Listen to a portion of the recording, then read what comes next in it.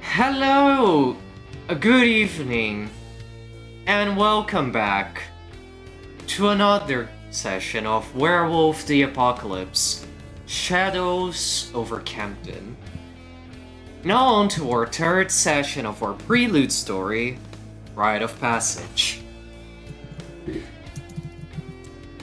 Our young pack of cubs is still going through the trials and tribulations of their Rite of Passage, climbing up the mystically altered snowy mountains, facing all sorts of challenges that are still to come, to prove their worth and fully become part of the Garou Nation, full-fledged Garou, ready for adulthood in the nation, which mostly means punching worm stuff and not letting the wild go too wild, but that's for later.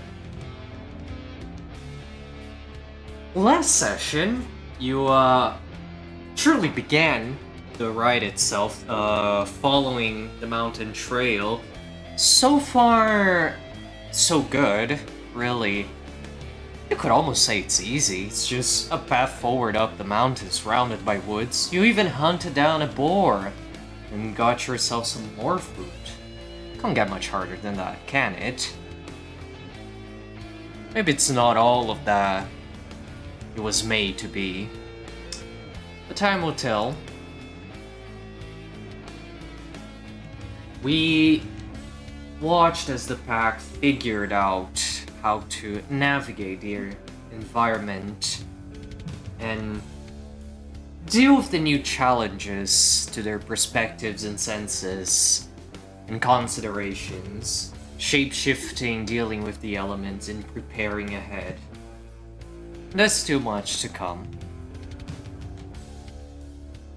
So without further ado, let's get into this.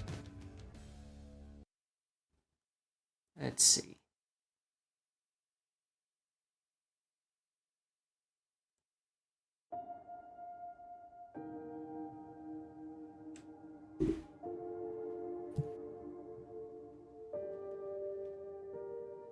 From where we left off, I would do a little skip ahead, but I think we stopped at a very interesting moment, so we can build on that. But you were just dealing with your prey in your successful hunt. Klaus and Rotha took some time to talk things out with Torsten, understand the difficulties a Hamid reasonably faces in a challenge like this.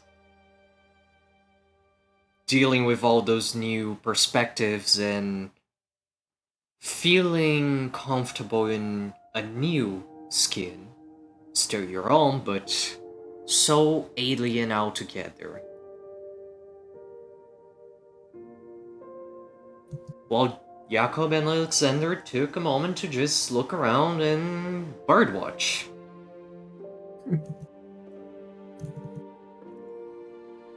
And indeed, building off of your last rolls, as we were in a hurry to close the session last time, and I kind of skipped over a little bit.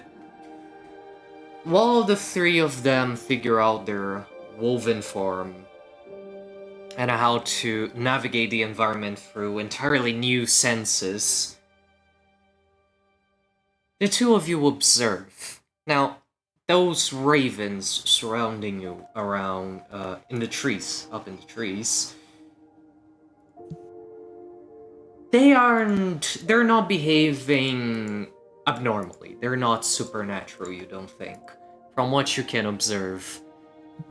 They're curious creatures, and if there is one creature that is going to care less about the innate fear werewolves should inspire in animals, absolutely it will be the Corvids.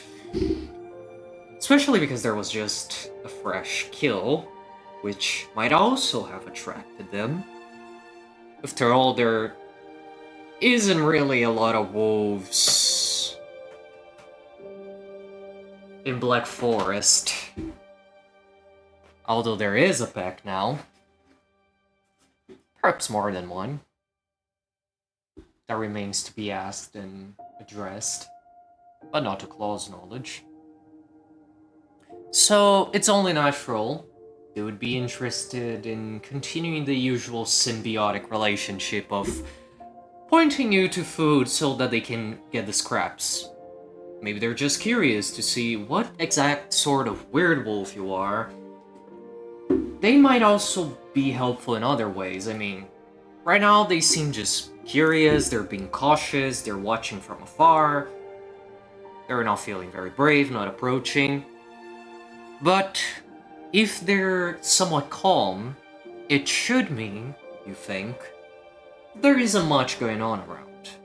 If the birds start acting strange, it's because something else is happening around you that you may not perceive. They would be a perfect first indicator things change, be it creatures approaching, spiritual interference of sorts, or even a change in the weather. It might be worth keeping tabs on the birds, you think. And aside from that, to all five of you, the scene is yours. Were you saying that Jacob and Alexander were like bird watching, right? Yeah, it's the primal urge roll I had you do at the end of last session. Gotcha. Yeah, Jakob, who's still in his Krynos form, I believe, kind of just like bumps up to Alexander, not nodding with his mouth to the sky, and asks, "Think they want something to eat?"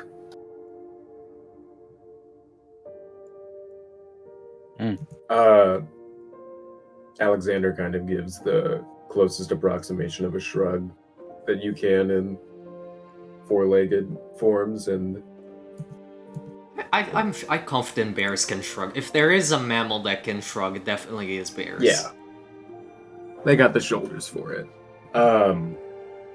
He kind of gives them an up nod and just like head gestures towards the kill and what's left of it, and says, "Well, it's certainly a lot easier for them to scavenge around for things that we leave behind, and I think it's sort of the way that a lot of, I don't know, the old ways were." That's an interesting Grandmother point, hasn't told because us much about that. I assumed you were a bit further away, but how close are all of you to the boar carcass you left behind? Are you still over it? Have you moved a few steps away from it? Because I had understood you moved. I'd say that once Rota had her fill, she would have taken a bone, likely one of the rib bones. And when I say fill, she would have absolutely gorged herself so that she wouldn't have been hungry later. She would have taken one of the bones and then moved away, and just basically picking over it while watching her pack mates.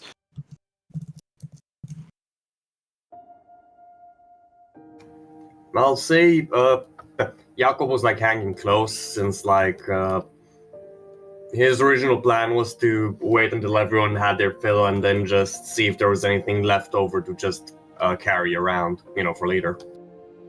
Maybe get a campfire going. I think we were collecting wood at some point too. You have a lot of wood, like a whole lot of wood. Yeah. Nice. I believe we still also have a whole day before us too, so we can still do a little bit of traveling. Yeah.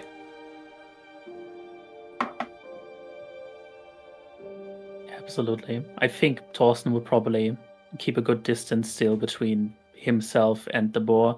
If not out of the previous discuss, probably more because he is like in wolf form for the first time, and I think new senses and the carcass don't mix well for him. Well, it's a fresh carcass, so at least it's not smelly, but the smell is definitely intense. There's blood and gore everywhere, so yeah. It's definitely a lot. I can't say that I blame Torsten for being so cautious around this whole thing. I mean, I know that when I was catapulted into Hamid for the first time, it was a little of a crisis, I would say. Well, if everyone is at least a few steps away, then indeed a few of the ravens do attempt to approach and sneak in onto the board to see if there's anything they can still back at. Still a bite or two.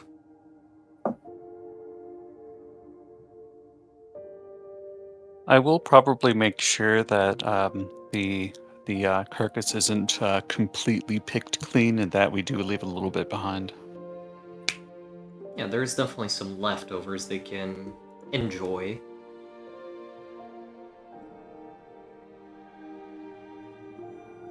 Yeah, let them birds have a snack.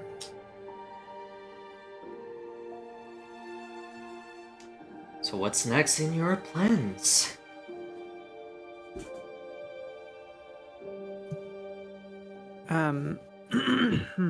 Pardon me. I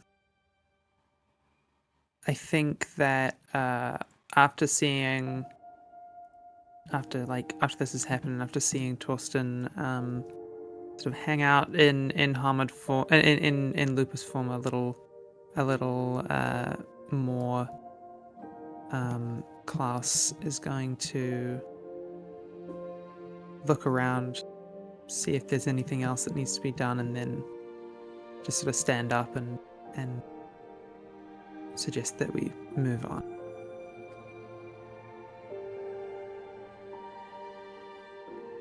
When Klaus gets up, Rota will she's gonna take her time to shift into Lupus, and we'll join him. Aren't you already in Lupus? I was in Krino's form while I was eating. Oh, fair. Hmm. Well, just pushing forward then. Yeah, just Mhm. remind me for my sake as a beginner of this. Fruit is one beautiful ritual that I have. The firewood is basically just assimilated into Lupus form. So, I'm glad How you does that asked, work? because I was gonna ask. Thank you. You probably had to set it. You absolutely had to set it down. Either it needs to be strapped onto both yours and probably Alexander's back. And given one is a bear and the other, well, you're huge as a wolf, there's definitely enough backspace and strength to hold all the wood you're carrying. Technically, I already assumed that's how Alexander. Oh no, it was.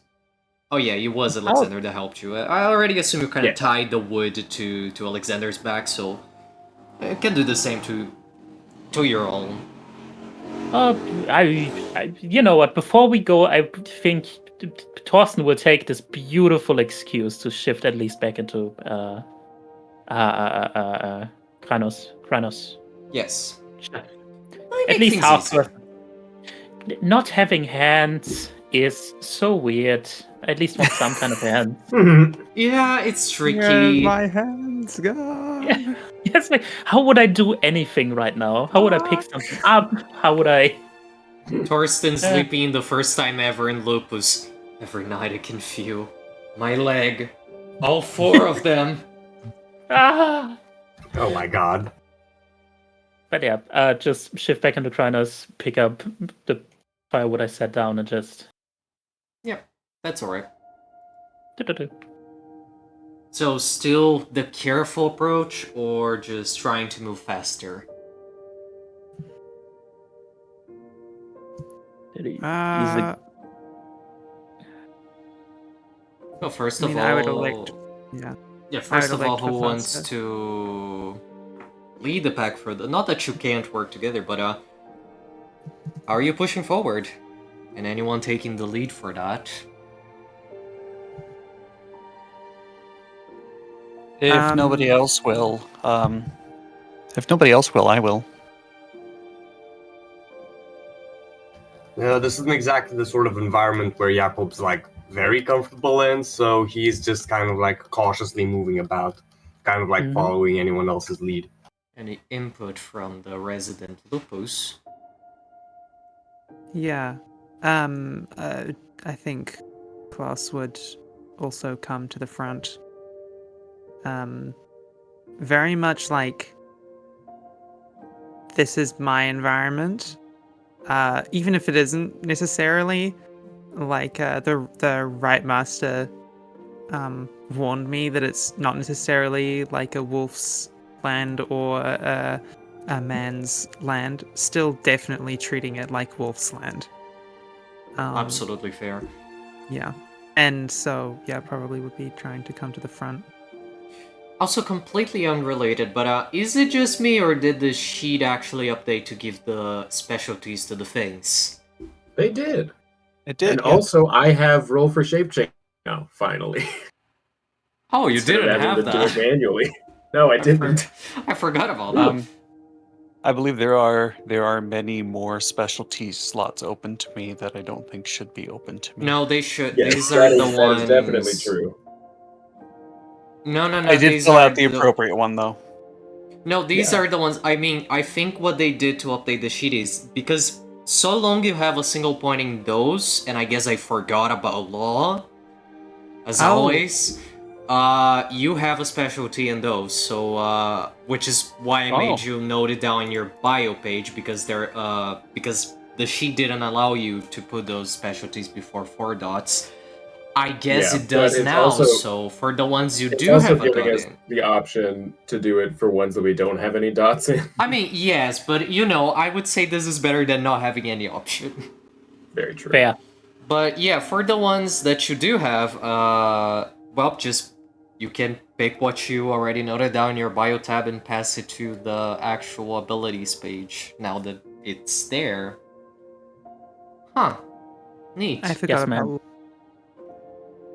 I did not expect them to update this so soon, to be honest. Augers. Now, if they only Indeed. added the extinct Pharaoh to the sheet options, that would make me very happy and that would facilitate my future plans for running ancient Egypt in this. But one can dream. Or maybe they did, I haven't checked yet. Pardon me. So, So, sorry. yeah, go ahead. Is it still just a trek up the mountain, or is there any sort of clear path, or what? Well, like I said, it depends on whether you want to be fast and reach as far as you can, or if you want to be careful and keep your, all your corners covered and all of that, and move slower, cover less ground, but still less of a risk of being taken by surprise. I mean, Sorry. I just want to say this far, things have been like really good and easy. You know, maybe we could go a bit faster. I don't know if that's too uncautious of me. I was going to suggest the same thing. Same. So I think that we should probably shift from being slow and cautious to more expedient.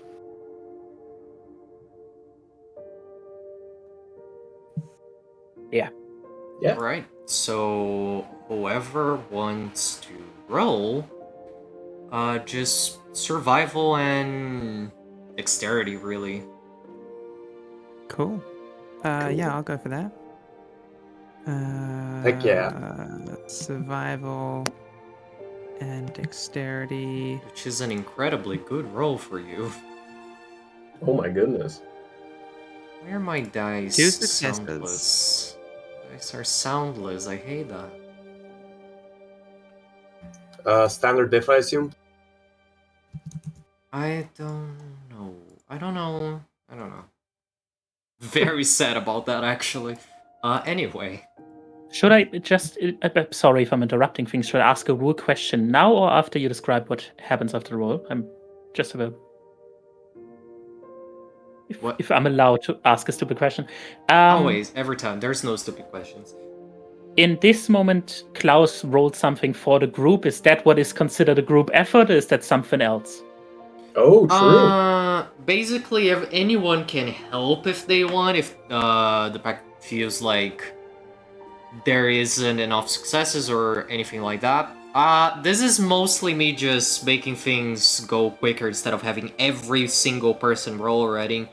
A dozen bonuses. Anyone who wants to take the lead can roll for the group to just speed up things. Because this is not an incredibly like dangerous or taxating situation. This just changes a few things. Good to know. Good to know. Narrative-wise. Anyhow. 2 successes, that's good enough.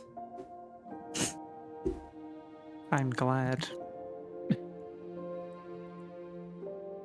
You are being faster, so you cover a lot more ground in that short time.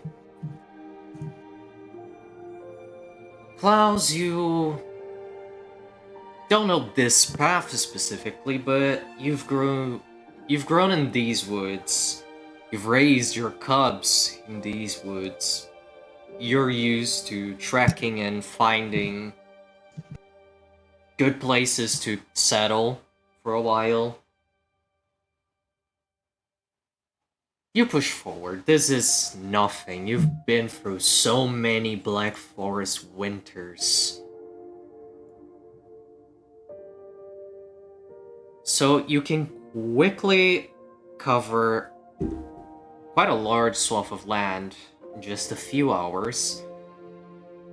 The sun is at its zenith at this point, high in the sky. But more clouds have begun gathering. There's a more noticeable breeze blowing right now.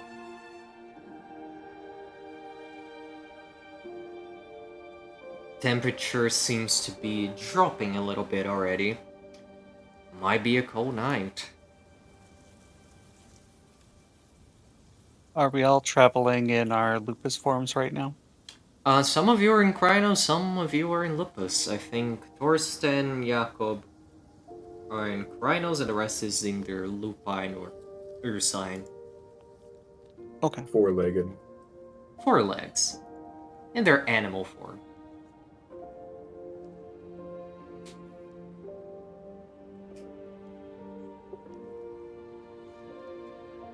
So, So it's coming near to the end of the day, say? It's time to chill down. It's noon. noon. It's noon. Noon. Oh. Oh, Yeah. It's still noon, but it's already starting to cool down. It might actually snow tonight. You're not sure.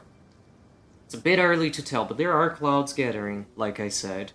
So it's best to be prepared. In fact, there's quite a lot of things to consider. You already have the materials for most of the things you need. And you've definitely got some good food, good amount of food storage.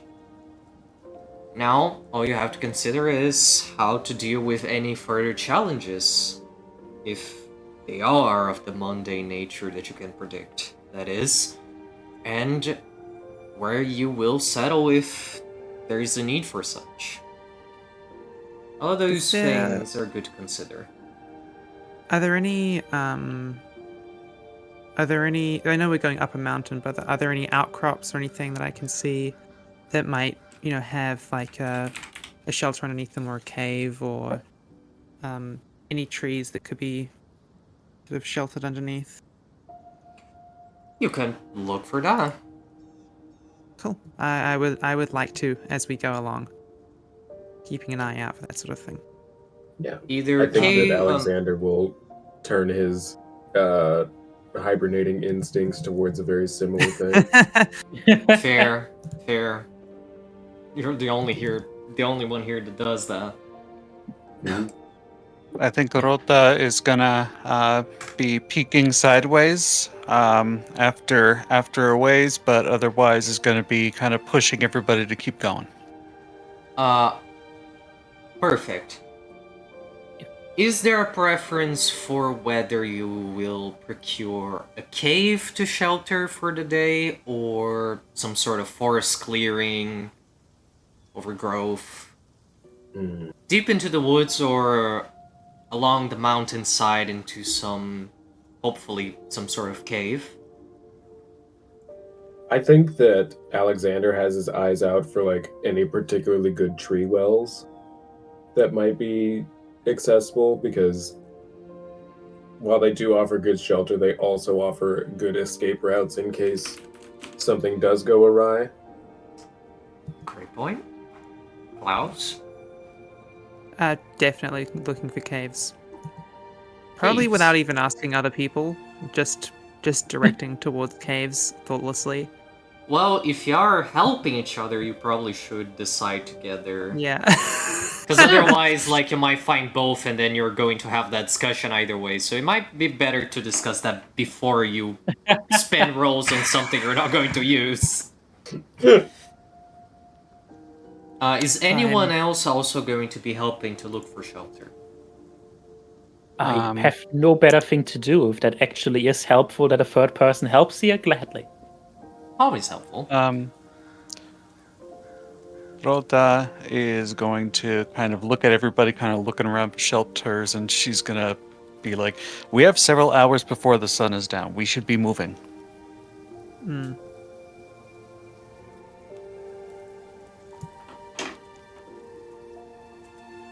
I don't deny that. I think that that's pretty observant. And it's hard to. It's very evidently difficult to convince Alexander to stop moving. Yeah. Like, he's very excited to just be running around. Mm-hmm. Very, Keep going very. for- So just please, keep going Rick- for now. Yeah. Yeah. Alright, so Rotha is speaking through the gauntlet. You can roll your gnosis. Okay. Standard? Yeah, the gauntlet here is still 4. Oh, 4. Okay. So I'll just subtract 2 from that, and I have 2 successes. Yeah. Now,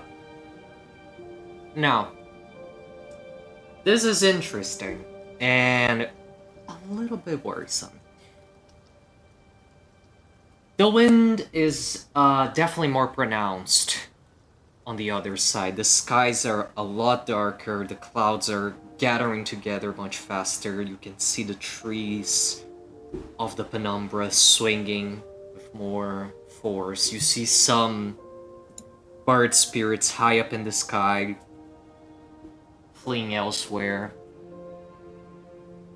It might not just get colder tonight, if the penumbra is any indication.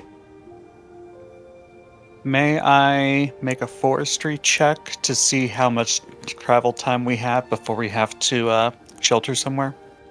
Can absolutely try. That would be Okay. difficulty 7 because this isn't a normal winter in general, much less a winter storm. May I use my insightful specialty? Absolutely. May Alexander help on this? Do you need to have the same skill to help? I don't remember. I have I 5 don't know. successes. I don't Never think you mind. need help.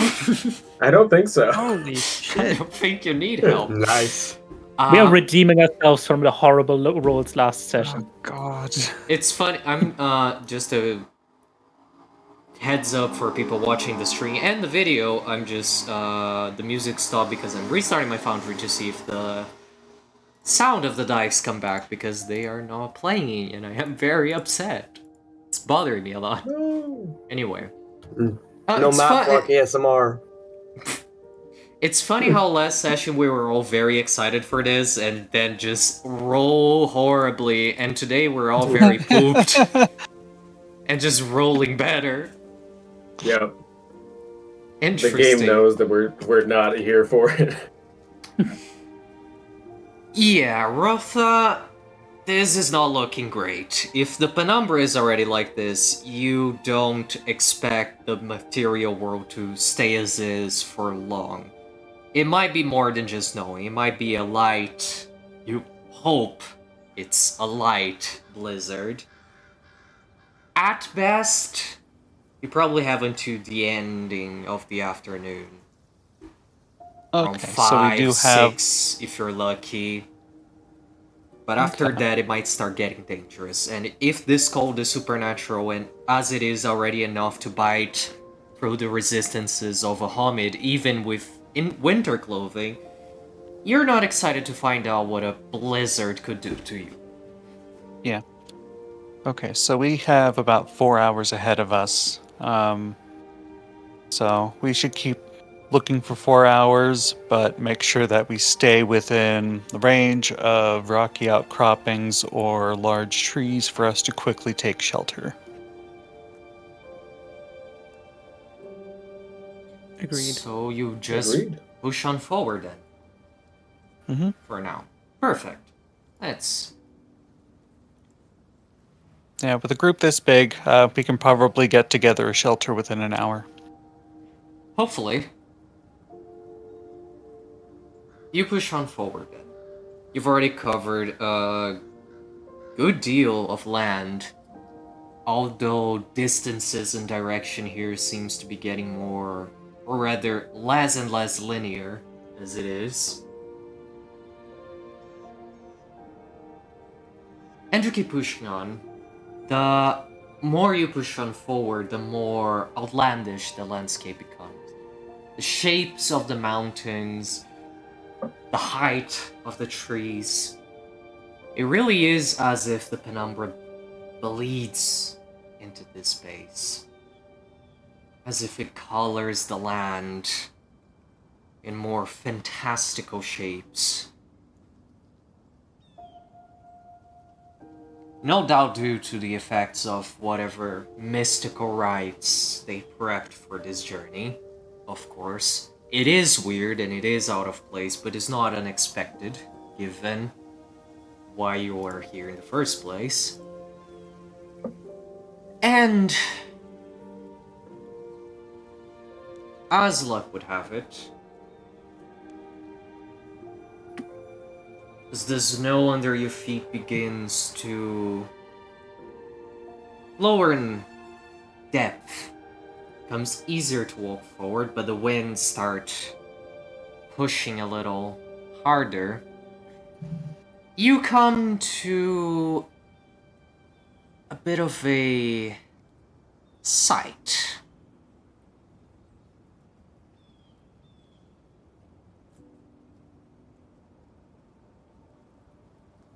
You reach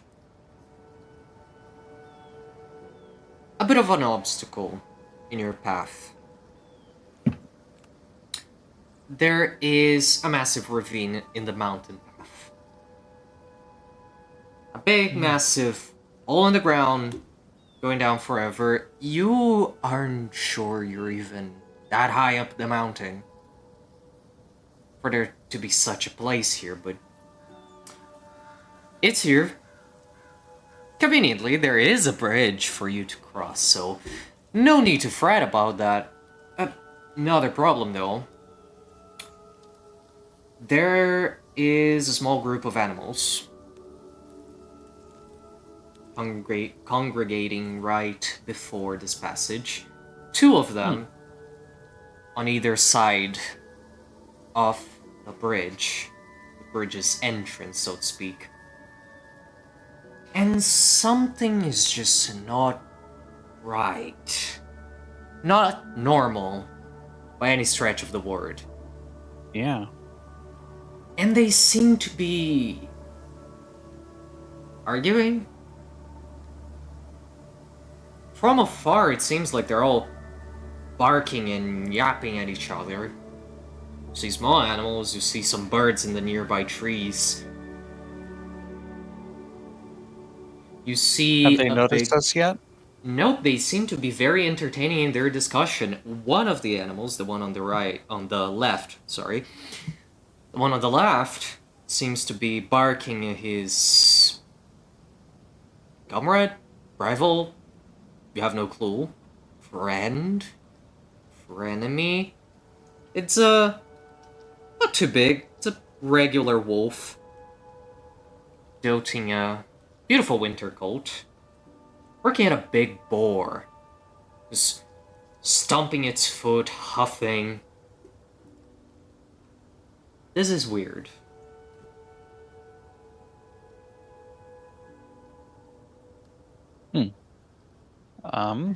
I'm gonna get low to the ground, and I'm gonna tell everybody to move quiet. And let me see, Torsten, you're our Ragabash, right? What? I'm gonna look to Torsten, and I'm gonna tell them, do you know how to move quietly? I'm Sure. yeah, relative for my size, yes.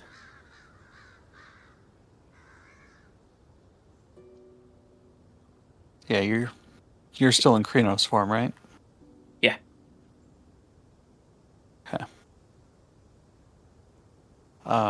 She's gonna look over at those that are gathered and look to Torsten and say, I need you to shift into your wolf form and see if you can get closer and see what they're saying to each other.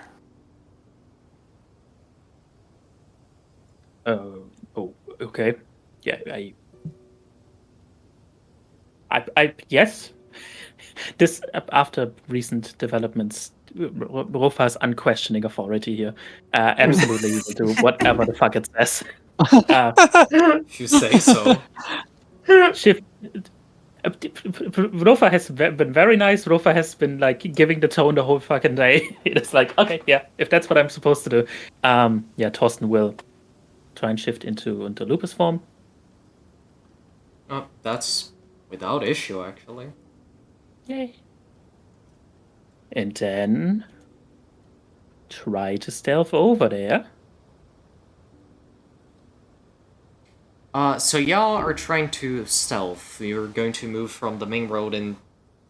Well, the wooden path is really ending abruptly.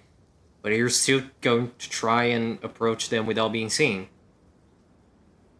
I think Torsten is doing that. Like, Hello? Is only Alone. Torsten stealthing? I think if Torsten is going to start going there, actually, can I want to? Is Torsten? What is Torsten like? His expression, like how? I want to know whether or not he's feeling confident or like needs some backup or something. He seems very, very nervous to be doing anything in this situation alone because this is very unfamiliar to him. He's like, I can be decently quiet. I just, he doesn't understand what the situation is here. He wouldn't know anything here is weird. Like he's. Klaus is going to sort of come up beside Torsten and say, these things, these animals, they are... Something is not right. I will come with you. Don't worry. A wolf should not be... Well, should not be alone. There is one... Visibly relaxes after you tell him he is not going alone and says, thank you. There's one particular sound I should have grabbed beforehand for this specific scene that I didn't think about. And I'm trying to figure out what is the more appropriate music for this. Anyway, so the two of you are going to stealth approach. Yes, just please. rope stealth and dexterity. Absolutely. Okay. It's something absolutely stupid. Oh no. This 0 successes. again doesn't count as a group activity, does it? No. Okay.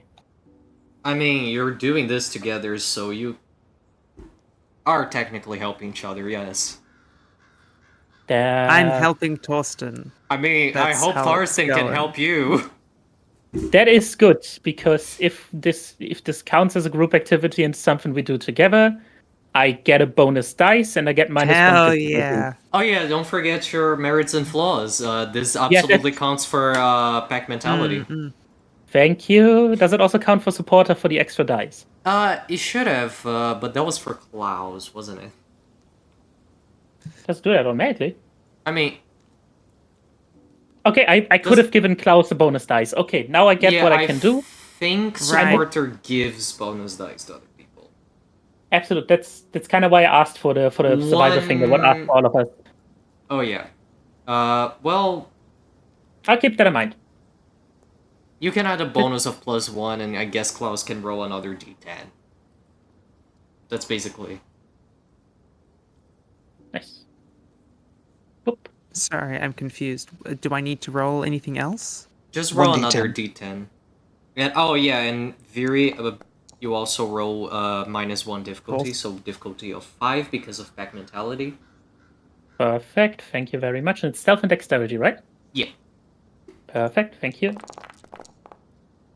Come on. God damn it! Holy Yeah, fucking okay, thank you. hell. Well, I can be quiet. I can do my job That's all better better. anyone going can ask solo. for. oh yeah, Yeah, and I all still my, got 0 successes. and all my Um. dice are dicing. Oh god, not this one.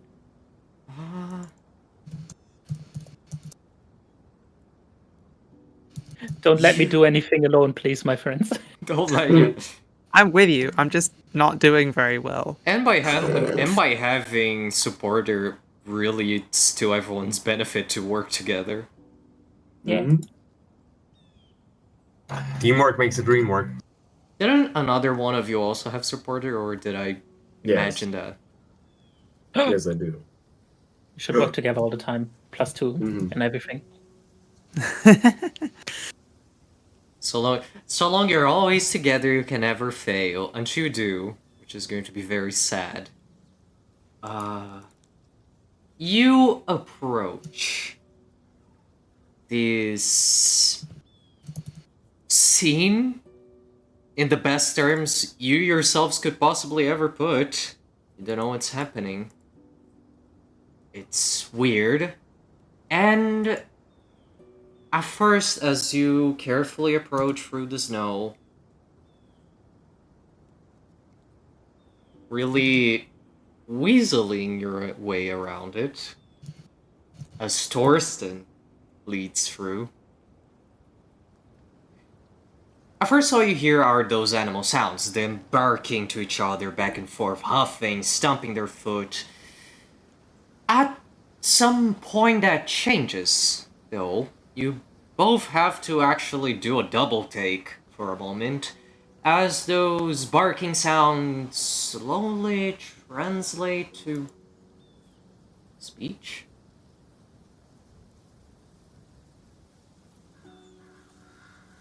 The animals seem to be actually having an argument. None have noticed you. You can, with that amount of successes, you can get pretty fucking close and hear everything. It seems to be a heated argument between the wolf and the boar.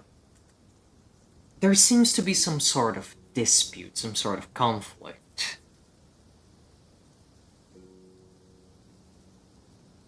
An argument about territory and food.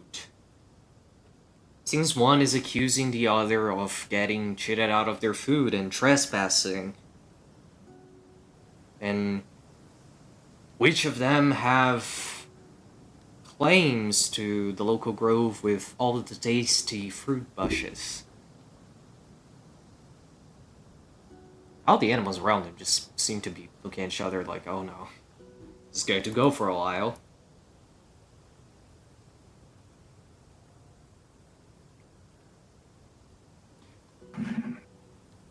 The two of you can make an occult check at this point. Occult and wits.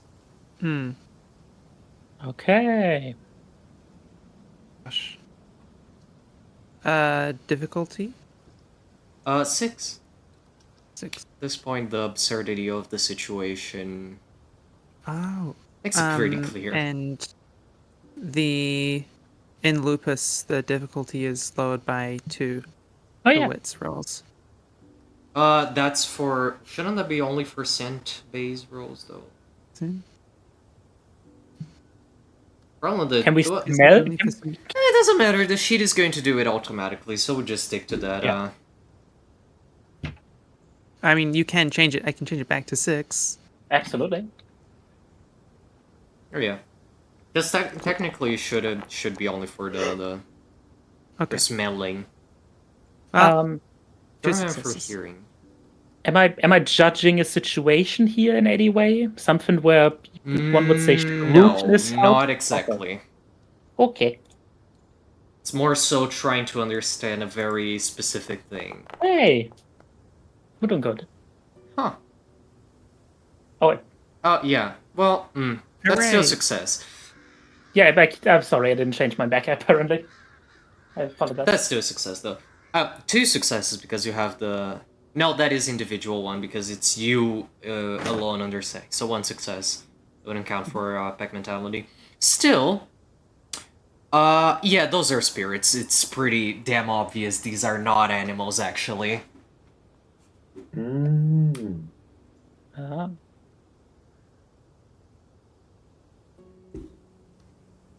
And they're having an argument. They're having a heated argument.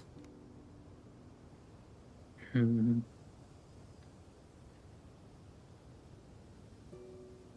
Will you approach? Will you go back to your pack to relay the information? I will sort of shuffle closer to Torsten. Is there any chance of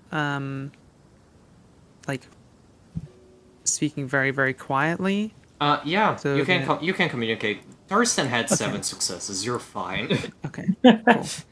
I'm just riding off of that. Yeah, sort of go closer to Torsten and say, and almost whisper grunt, as far as a wolf can whisper, say, go back to the pack. Tell them I will stay. Okay, but don't do anything without us, okay? Of course. Okay. I'm gonna That is easy. back away to our friends and relay the basic informations. These are, I don't think these. I don't understand the situation as well as you are probably, but I do think these are spirits, I think is the word. And they're arguing over territory and food. It was And very hard to pick any, just to clarify, it's also very hard to pick exact details about, because apparently that discussion has already been going on in back and forth for a while. And they were just kind of reinstating general points, and it's kind of hard to pick what either of their actual points is. They're just accusing each other from being a cheater and a liar and a trespasser, and I'm gonna gut you alive. they're like really, really heated and really angry. And is that a thing that just happens in the forest sometimes, or is this part of our trial? What do you think? May I spend a moment reflecting on my literature that I've read to see if there's any lessons they have to impart that I may apply in this scenario? Absolutely, and you can do it with occult and resolve, since you're not necessarily in a hurry. I mean, unless you are. That's up to you whether you want to do that quickly or... May I use my insightful specialty? Yeah, that would fit. Yeah. Okay. Standard difficulty? Yup.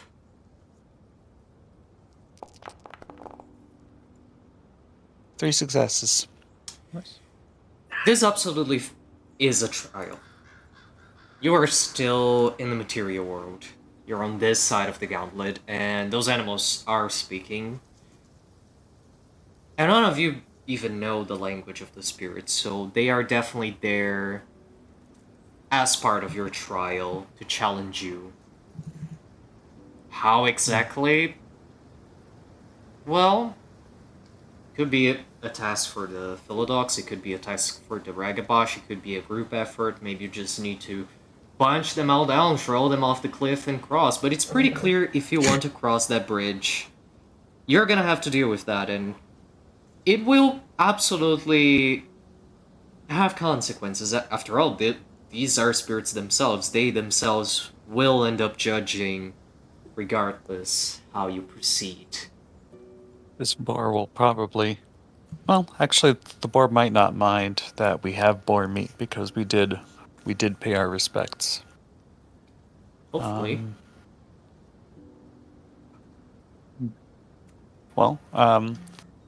Rhoda turns to her pack and says, "This is a part of our trial. We must either convince them to let us pass by possibly resolving their quarrel, or otherwise we must force our way past, but one way or another, we must cross that bridge. What resources do we have on hand that we might be able to wordlessly appease them?" Why wordlessly? Do you know how to speak with spirits? No. I could You understood understand. them, and you shouldn't. That's my point. That's exactly what I want to relay in character now. Like, no, like I heard them, and I don't know how to speak to animals or spirits or anything, but I could understand them. That's why I know what they were talking about.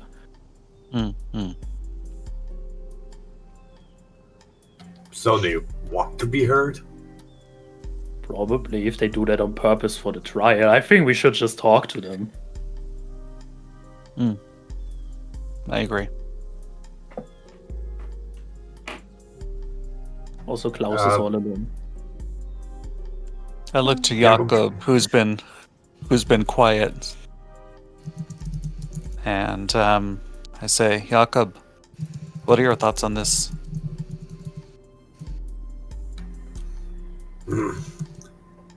I mean, if they're part of the trial, I don't see anything wrong in going on there and talking to them. Besides, by the looks of things, I doubt they're going to gang up on us. Rota nods. Let's go see what we can do. Bye. Jakob grunts in approval, like, and just kind of like the not stealthily moves in the direction of these two arguing Disney animals. Yeah, Klaus, Yeah, I you guess would, from your point, see them approaching non-stealthily. Unless someone wants to, of course. I am conspicuous.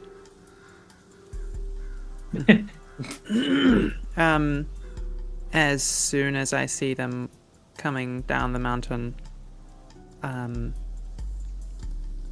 sort of approaching conspicuously, just stand up, shake the snow off the coat, and just giving the vibe of being very comfortable, not being like, oh yeah, I was sneaking around, so I'm ashamed. I'm just like, yep, I'm here. Hi guys. That's going to give Klaus a quick sniff.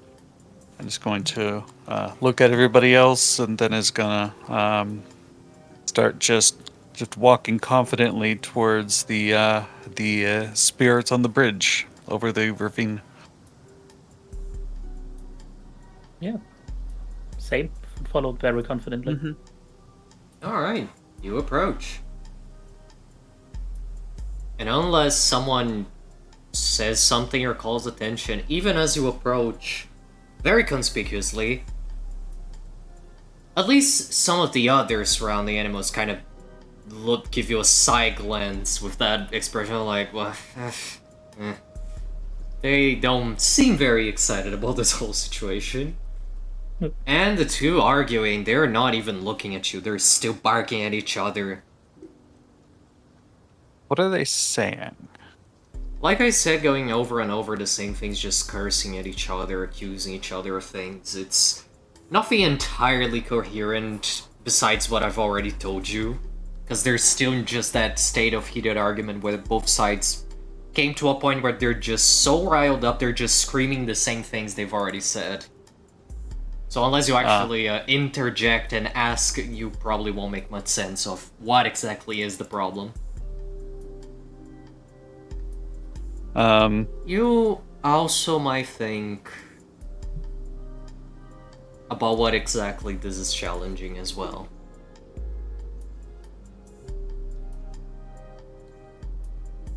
See. Of the spirits that are gathered here, which one is closest to us that noticed us approach? I mean, besides the two arguing, not that they don't notice, they don't seem to care. You're seeing, everyone notices. Everyone is just huddled together, no one's particularly far away. Okay. Of them that are gathered there, which one is closest to us? They're all at the approximate distance. You can interact with any. It's a matter of do you want to interact with one of the quote-unquote bystanders or one of the arguing ones? I'm looking for just a bystander that looks like they could be approached and just say, "Hey, is this a regular occurrence here?" You approach Rabbit. Looks at you, looks back at Dan, looks at you, sighs deeply. That long, exasperated sigh. They definitely are spirits now that you are up close. They smell wrong. Or at least they don't smell as a physical, general, normal animal should. It's that vague and more so conceptual idea of a smell of an animal's smell than something actually recognizable. Mm-hmm. And the bunny sighs, shakes his head. They've been going at it for hours. What is even the point of this? This is going anywhere. They're making a ruckus. Are they both hungry and not willing to share? I don't know, maybe? I don't even know what they're fighting about at this point. None of them are making sense. They're just keeping accusing each other. Oh, you stole my food. Oh, you stepped into my territory. Oh, you headbutted the tree I pissed on. Why are we here? Just wanna sleep. It's getting cold. No, at least one of them's not hunting me. Oh no, I'm learning. See. Alright.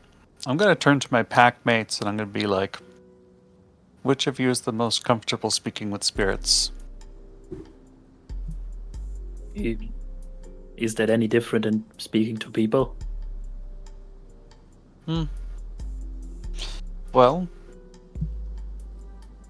if going by my books, I believe that the spirits, they tend to have their own rules. I think that the most important one is that you have to be polite.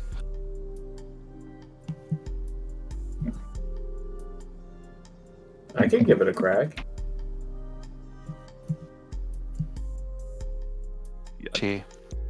She gives a wolfish smile to Alexander and says, thank you very much. They may, perhaps if they are arguing over food, then perhaps some of your spiritual energy you can offer them will allow them to set aside their differences for at least a moment to let us pass. Sure, I can at least see if I can figure out what it is that they're cranky at each other for.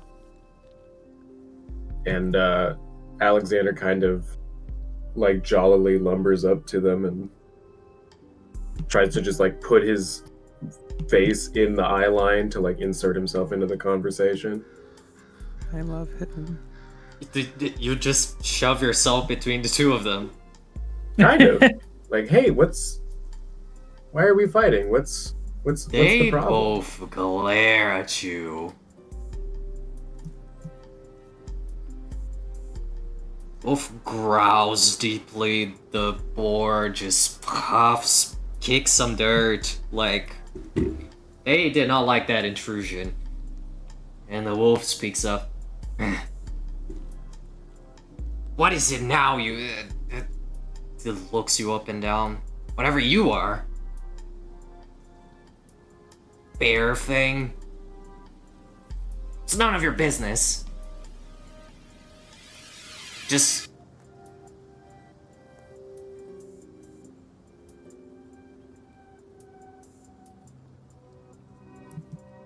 Alexander kind of gives a sort of polite, accepting smile back, and it's, well, I don't like to see that you all are upset, and I'd rather you two be happy and peaceful with each other. I'll be happy when kicks the dirt and stops making such a mess around things. And I want my berry stash back. The boar huffs again. Kicks dirt again as if he's going to do a charge, but it's just a taunt. Stolen! Stolen! Oh, I'll tell you what. This lazy ass just takes over a whole portion of the woods for himself, acting all king of the jungle, as if he owns the whole place, hoarding all the food, leaving carcasses left and right to rot, and we are thieves for eating? You're getting too comfortable here, pal. Nonsense, you're the lazy pig who just destroys everything. You're kicked in, they just go back at it and they just start with the accusations. You're lazy, you're aggressive, you're territorial, you are a glutton. You stole my food, you stole my land. And they just at it again. Smallest sparkle and they're back at it.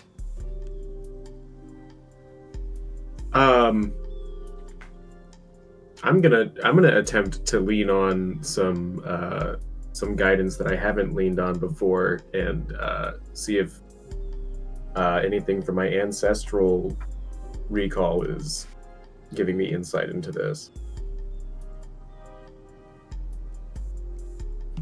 Alright, you just wrote your ancestors rating.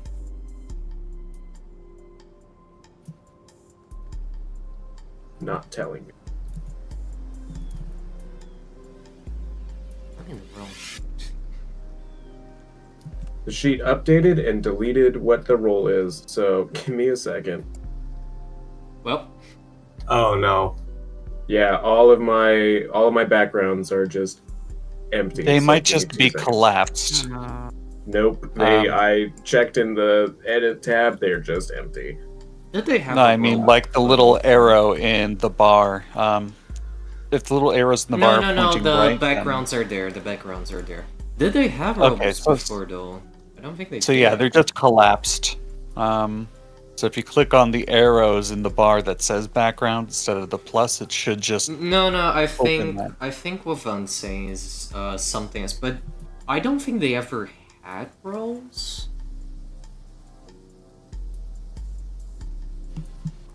Otherwise, they actually removed that because I don't think you could roll from them. So you just roll 2d10. Well, correct. right. What I'm saying is that it's not telling, like, the thing that has like what all the stats are that you would roll from is just blank.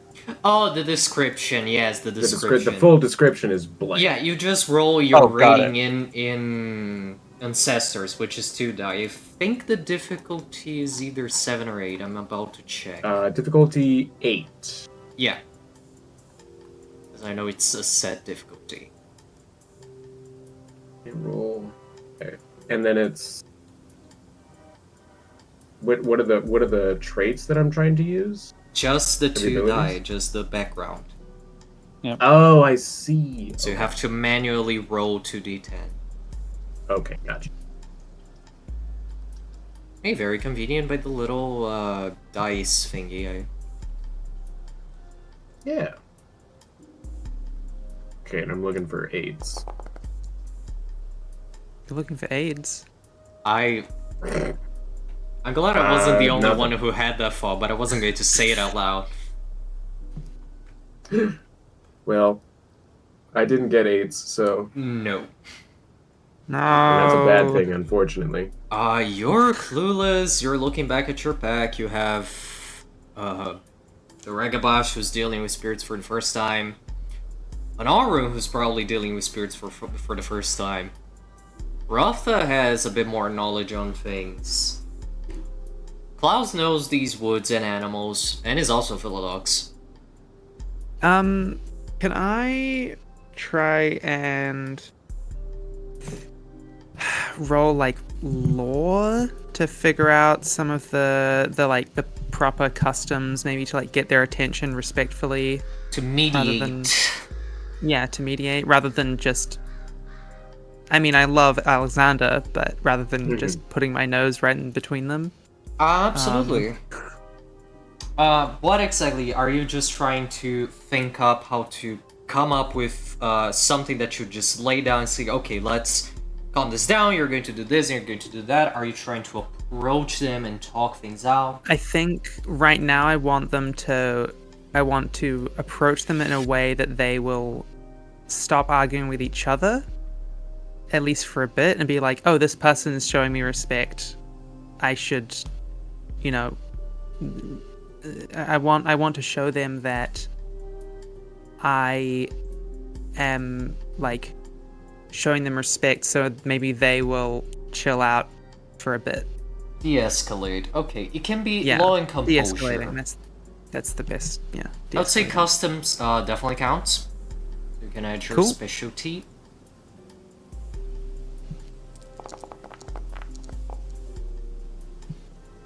Oh, damn. Successes. Alright, you managed to think about it for a moment, approach, calm down, and they stop, they huff, they just sit like opposite of each other. Now, you've seen this a lot of your own cubs. Sometimes they just get grumpy, don't even want to look at each other. They're hungry. They're hungry. And each of them make their cases a bit more clear. The wolf says the boar has intruded into his territory and eaten his whole stash of food and made an absolute mess of his den, because boars are all messy and glutinous and they just kick dirt everywhere, dig up big holes and bruise trees, and he's good for nothing. The boar, on the other hand, says the wolf is a tyrant. He's just hoarding on too much food, leaving very little for everyone else, expanding to a much bigger area than he actually needs, and that all the other animals have no choice but to eat on his grounds if he calls everything his own grounds, and that he should be more fair in sharing his food.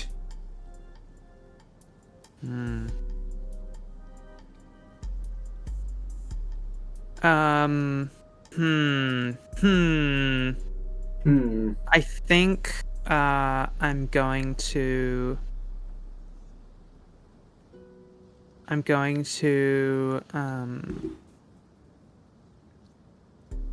look at the wolf, because I'm very aware that immediately siding with the wolf is gonna put the boar off because I'm a wolf. So instead, I turn to the wolf and say,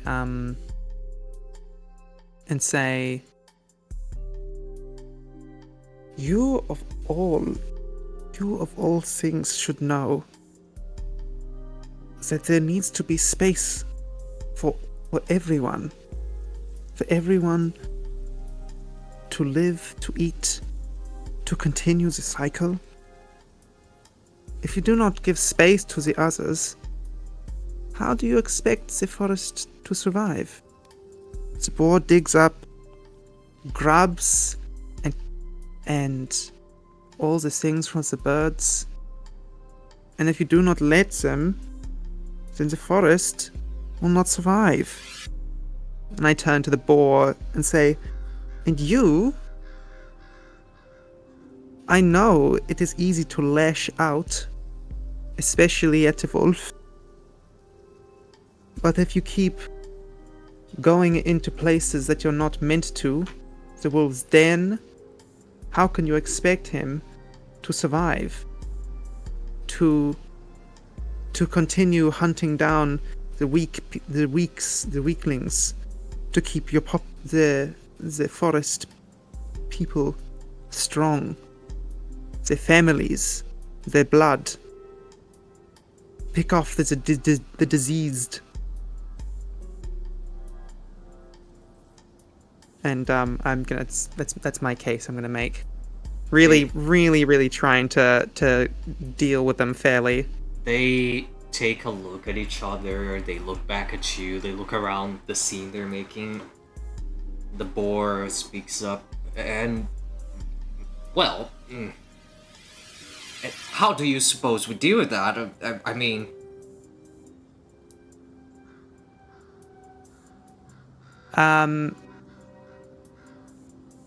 I think I'm going to turn to the wolf and say, it seems to me that the boar going into your den makes you feel threatened. I know that. The den is a sacred space. It's your home where you raise your cubs, your pups. And so you try to expand further than you should, maybe. Would you say that as long as the boar does not travel where he should not, that would do well for you? Lota's going to add to this just quietly from behind them and says, we must respect the territory of another. Wolf stops. So long he keeps out of my den and don't make a mess. Sure, fine. Guess I can give them a bit more space. But he doesn't touch my things. It's very disrespectful. Turn to the boar. Does that work for you? Fine. Don't go after his food. Leave some for the rest of us. Leave him alone. If he plays fair. And I nod, sitting back, looking very pleased with myself. Yeah.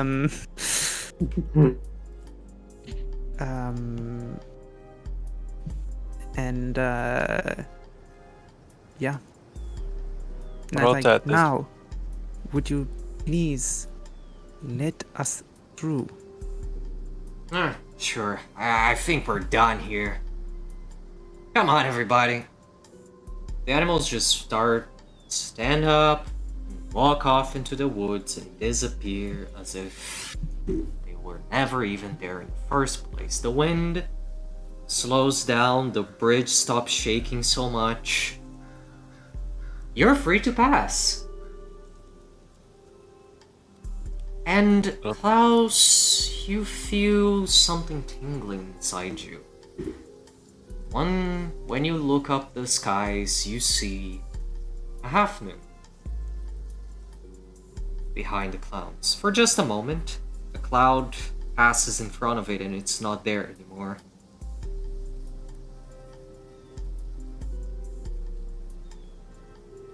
I continue onward, nodding. And I look back and say, come on.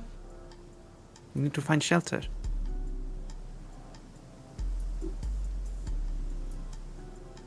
And as you all prepare to cross the bridge and move on with your journey, we're gonna take our break here. Especially since we need to end a little bit, about 20 minutes early today. So, Okey dokes. small break now. 5 minutes, okay? 10 minutes? Yeah. Five Sure, should be great. enough. Yeah, could it be just between 5 and 10 minutes? We'll take Yeah. 10. Cool. To all of us watching, we'll be right back. See you in a bit. We are back. Hello. Hello. Hi. Let's move on now, shall we? You've passed your test. And you Just push skipping my on step. forward. This took a bit.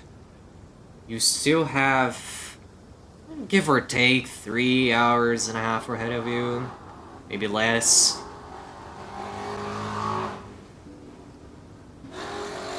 And the path is only getting steeper.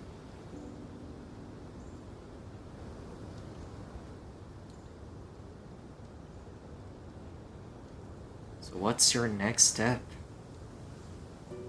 How much time did that burn? How many hours do we have left before we have to shelter? Well, when exactly are you planning to shelter? When are you exactly planning to stop? So you mentioned last when I checked that we had 5 hours of we had 5 hours before the blizzard is likely to hit.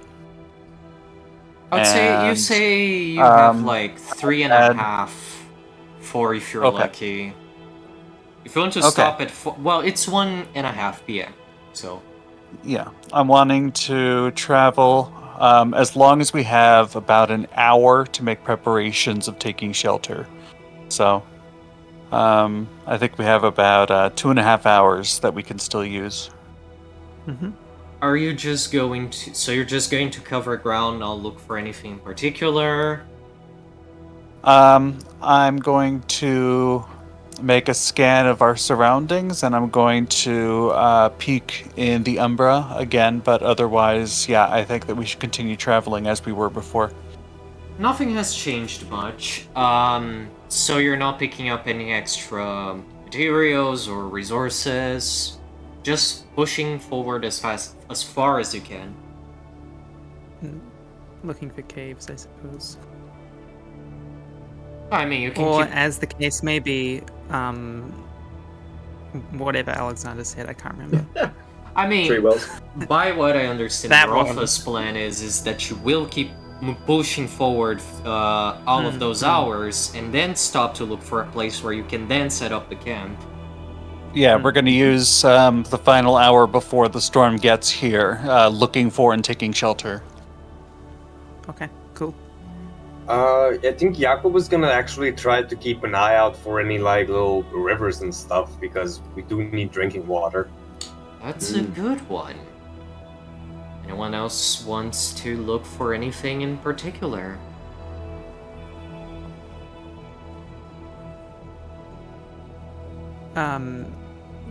Not until we need to look for Nope. shelter. I have food and water with me, so I'm good to go. For Jakob, I would say just alertness and wits works. Hearing the sound of rushing water and telltale signs, the erosion around the environment to possibly lead you to water. And besides that, who is still leading on forward? I'll take point. And no, you don't find a river. Now, Rofa. This test is actually difficulty 7. It's still survival and dexterity if you just pushing forward as far as you can. Higher difficulty because you're trying to time things right. You're gonna need more than a single success in this. Make sure you cover that in the time you actually plan for. Otherwise, you're gonna get caught by the blizzard. Okay, I'm going to spend a point of willpower because this roll matters. Yeah. And that's Dex plus survival? Yeah. And which difficulty again? 7. Would it be fair to say that since Alexander is also keeping his eyes out for shelter, that he could assist in this role? We're not taking shelter, we're traveling. Yeah, you're just pushing forward as fast as you can, so it's hard to even keep track of that. Oh, okay. Gotcha.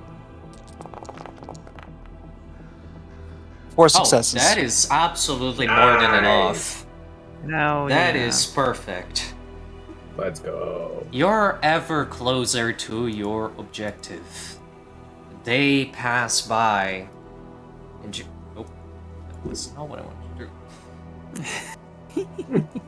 Forgot it increases in increments of 10 or 5. But anyway, I have to do that for the actual calendar. Still.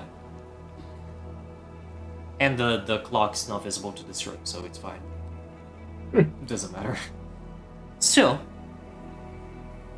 you manage to push as far as you can. The more you walk forward, the stronger the wind gets. The sky's darkening very quick.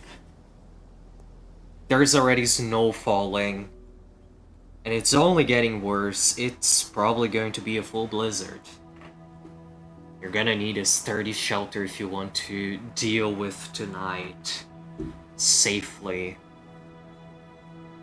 It's Alright. much darker by this point. The day is nearing its end, and it won't be long until it's a full storm out. All other smells are suppressed by the cold, moist wind blowing against you. Even if in your furred forms you're starting to shiver a little bit. It's getting more and more difficult to walk. The visibility is lowering because of all the snow that's falling and the wind and the fog coming up. It's definitely time to stop, and now you can find shelter. So, cave or clearing? Or, well, not necessarily clearing, but like a cave or in the woods. You need to decide that. I'm going to be non-specific on which one that we look for, so much as looking for the one that is the most available to us. Is there a way I can kind of discern which would be the most likely easy for us to find out here? Let me check your cheat. But probably just survival and intelligence. Okay.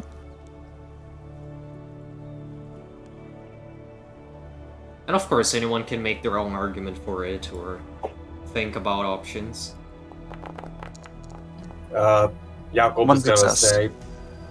Jakob's just gonna say, maybe we can look for a cave so we can get a campfire going. I doubt we're gonna get much luck camping out in the middle of a blizzard. Yeah, Rotha, Jakob's point really does stand. A cave against a blizzard would be much better protected against the elements, also a bit easier She to nods. defend. Mm-hmm. She nods, says, I agree. Thank you, Jakob. Yeah, Jakob gives a thumbs up in his Chronicle form. Yeah. So, who's rolling to find the shelter? A reminder that the more successes you get, the quicker you can actually find the place and waste no time getting out of the open. I wanna help. Alexander is working on doing that. However, I did just remember that he has bad eyesight. And so he does this at a -2 penalty. You gotta Or trust your difficulty nose. increase. I mean, yeah. How do you smell a cave, Rotha? I wouldn't. If it's really smell close by, for- you can probably. You smell for ammonia from bat droppings. You know what? The interesting point, actually. I mean, I was just gonna say, looks around and says, it smells like coal. But no. Oh wow! Yeah, well, Not to be contrarian, Lena just say that all like smells are being suppressed by the cold and all that. Yeah. true. Also true. So Not to go anyway, into context. Torsten. or something. Okay, let's slow down a bit. Alexander, Torsten, anyone else? I know I'll help. Jakob's gonna try. Yeah, I'll help. Everyone is rolling? Collective. So everyone can roll survival and resolve. Nice. Group effort. Oh, and you all have. Is support or cumulative if both players have it? I remember believe if- so. I think it doesn't say that it's not. Well, then it is. Then you all have a bonus too, and Torsten, because you have pack mentality and you're doing this with your Yay. pack, your difficulty is 6, because for everyone else it's 7. Resolve and And what? for me, it's Cool. 9. Oh, Oh god. it's I got one- survival one and success. resolve. Perfect. I'm sorry. I got 2 successes. 3 successes. God bless. Well done. The hibernator is on it. Perfect. This is going great. Just give me a second. My computer is doing a thing. No worry. Nice. Yeah, that's amazing. No more than a few minutes and you find the perfect little cave for you to settle in for the night. With some time to spare. Well, being inside the did cave it. is going to give you more time to spare, regardless. And this is where Rota's going to lay out a blanket. Oh no, you Uh-oh. won't. You Uh-oh. What did we find? all reach the entrance of the cave. Except there is something blocking it. This is definitely another spirit because absolutely nothing else could explain the sheer size of this beast. Right at its entrance, laying on the threshold, seemingly napping, is this sturdy, very roughened up, grisly beast. Massive elk, you think? Maybe a moose? Some sort of cervine? Has scars all over it, and as you approach, it opens a single eye, ruffs, steam coming out of its nostrils. Go away. And it closes its eyes. Either you have to convince it to move, or you're going to have to move it. I look to Jakob and I say, I will attempt to speak with it, but if it comes down to you and I will have to confront it.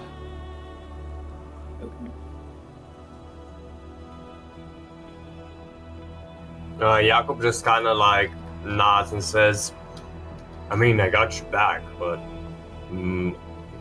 this thing just looks tired to me. I don't know.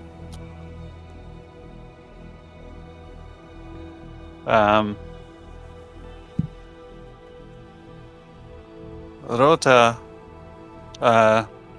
doesn't shy about walking right up to this creature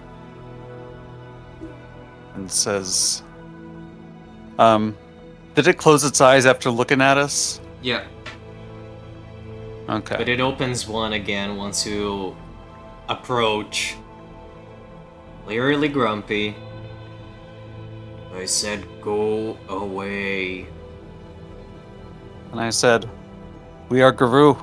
We are sheltering from the storm, and we will not go away. You will be sharing our cave with us tonight, friend. He ruffs again. Snorts.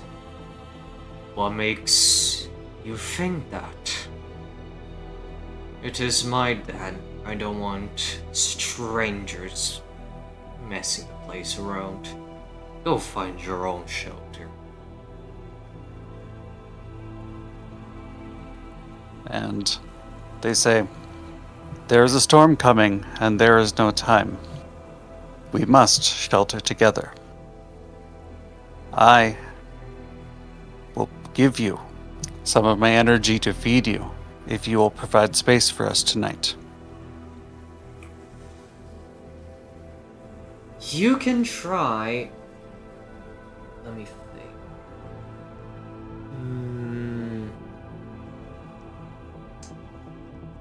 Yeah, I'd say expression and charisma.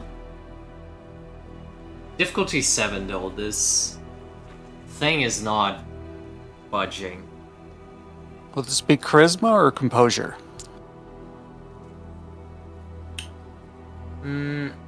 I think composure fix. Yeah, you know what? It's fine. It can be composure. And they will add, if you let us spend the night, I will tell you a story that is Well, worthy that to tell changes it to others." charisma again. Okay. Because now you change the. You're not just being practical, you're offering more nuanced sort Alright. of chiminage. Is that 6 or 7? 7. Okay. I'm gonna spend another point of willpower. Also, the way you're marking things is that's not how you actually take boxes to spend it. If it's totally filled out, it will provide nothing to roll. You have to tick them off one at a time in this app. Really? They Yeah. reversed that for this sheet. Yep. Oh shit. Amazing.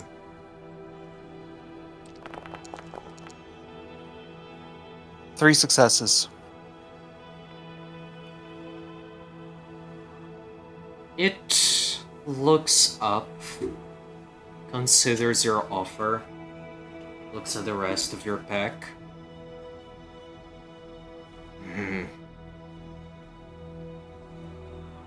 Stories in a snack. How do I know you're just not going to mess up the place? We are Guru. Our relationship with the spirit stretched back millennia, Yeah, you made a We- lot of messes. and we have made many allies as well. And many enemies. That doesn't concern me none. I'm worried about my home. If we destroy your home, then you will destroy us, will you not? You are so strong. Oh yes, but I would absolutely prefer to spare myself the burden. I just want assurance you tidy up the place nicely. That's all I'm asking. He looks at her pack and looks back at the spirit and says, Anyone has anything to interject and convince the beast? "Yeah, Dan, if you have anything to add to that?" As Rota looks at you. Jakub just kind of like looks up and asks, "So would making a campfire in there count as making a mess? We can't tidy up after ourselves." He looks at you as if that doesn't change much.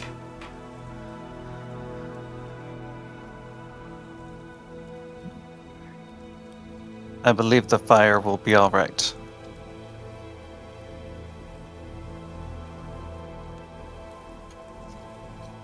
Jakub just like shrugs and like, let's Rota do, Rota's thing.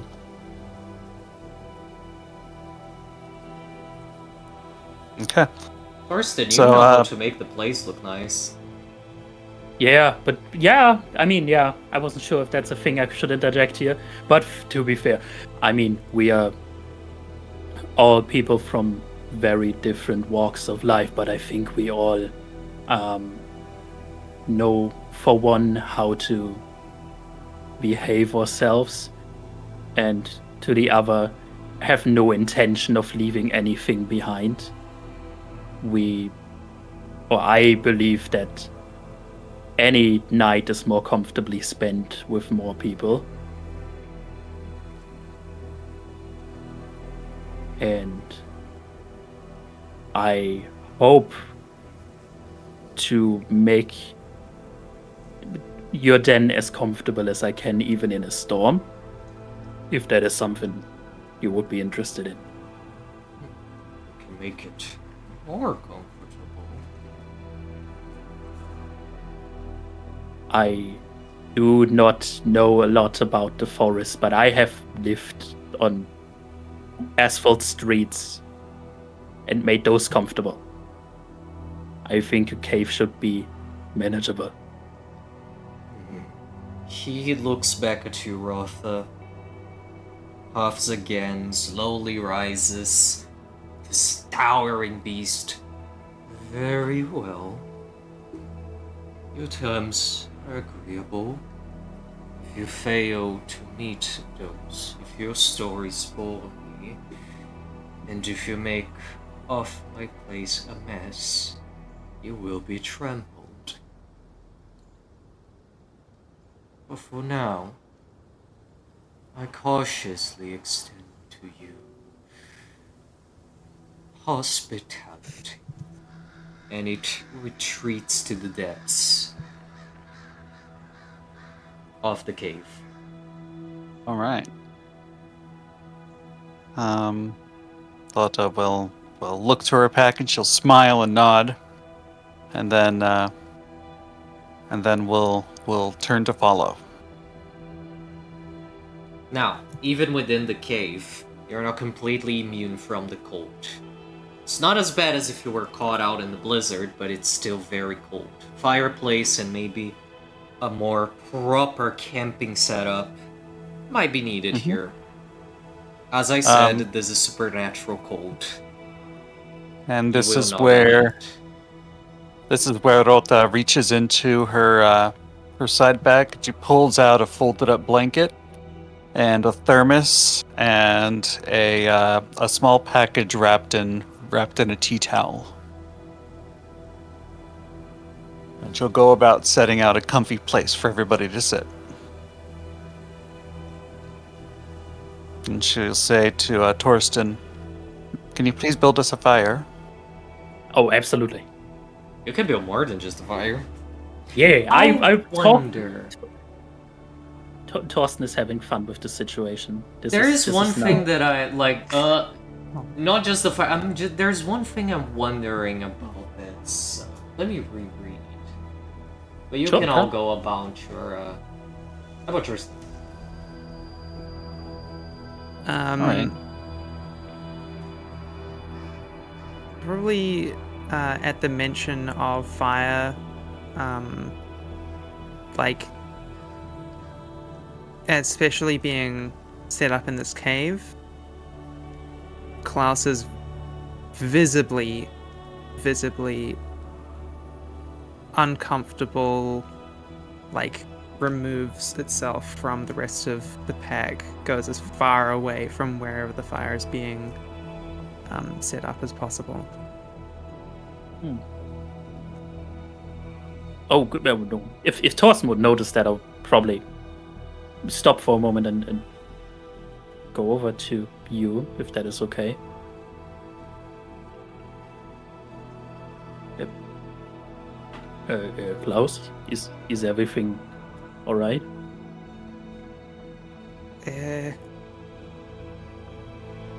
The fire, it is, I don't know how it works. Is it safe in here?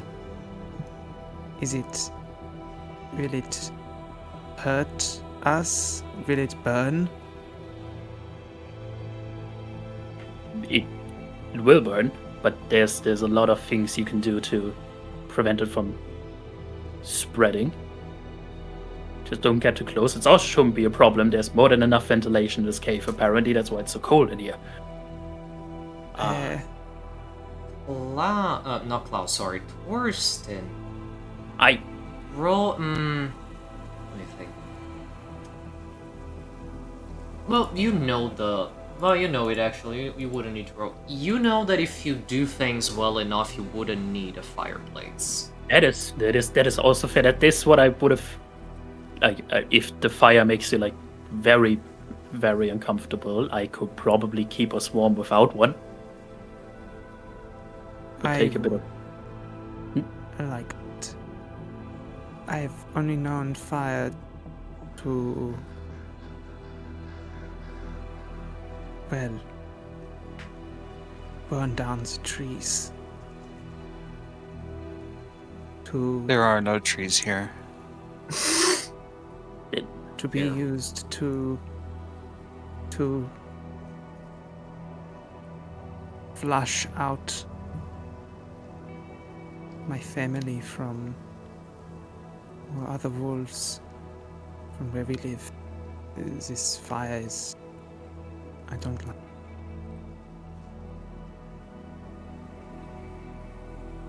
I would like go down on my knees just to be more on height with you, at least a little bit, and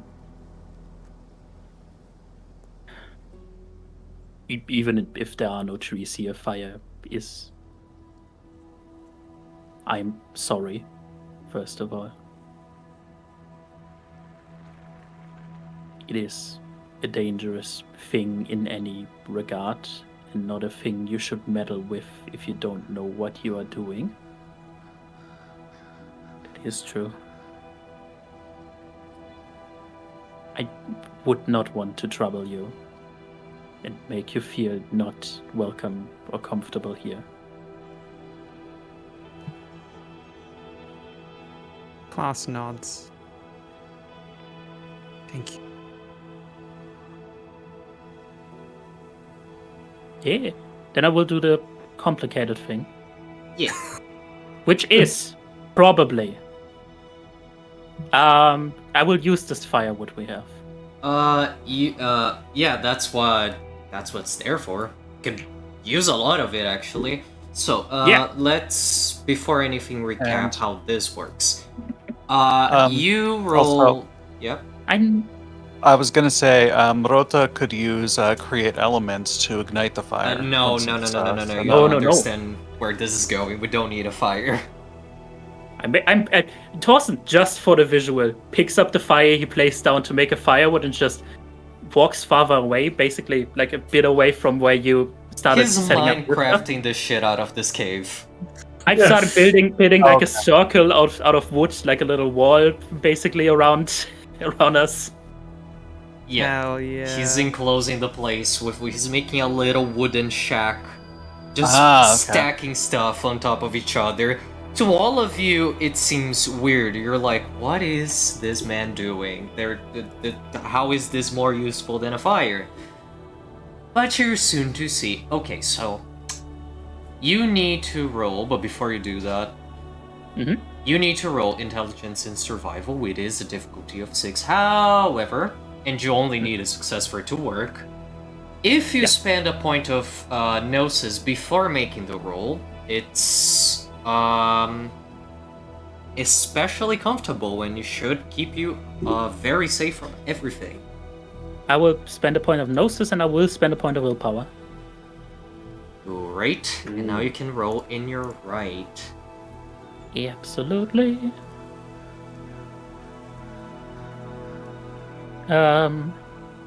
Does this benefit from group activity stuff from pack mentality? If someone helps you build, Oh, that's fair.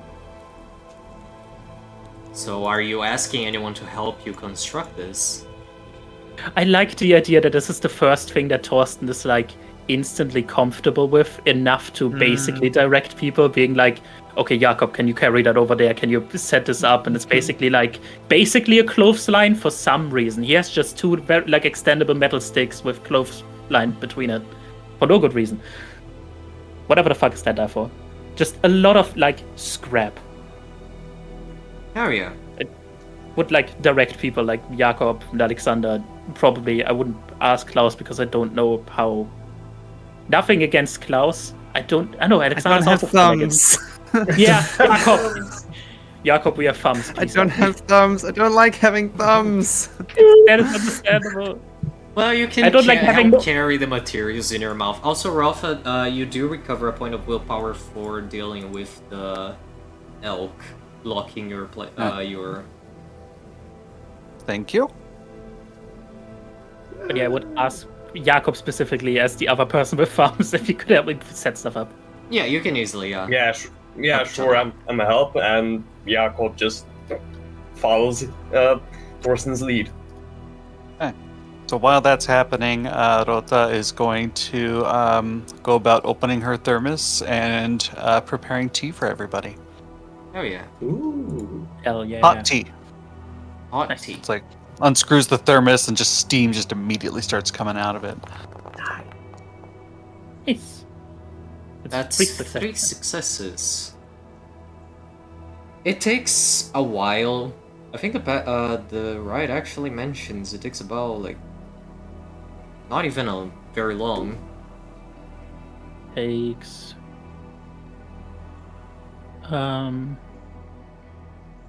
It does not say. It doesn't. I guess I just created that in my mind's eye. That's fine. Well, it doesn't matter because you're inside the cave, so you're protected enough from the windstorm that you could take time. You just can't sleep in the cold without fire or proper shelter. But the storm is already picking up outside for sure. But by the time it does, there is a very shabby shack constructed with a small doorway into it. Who enters?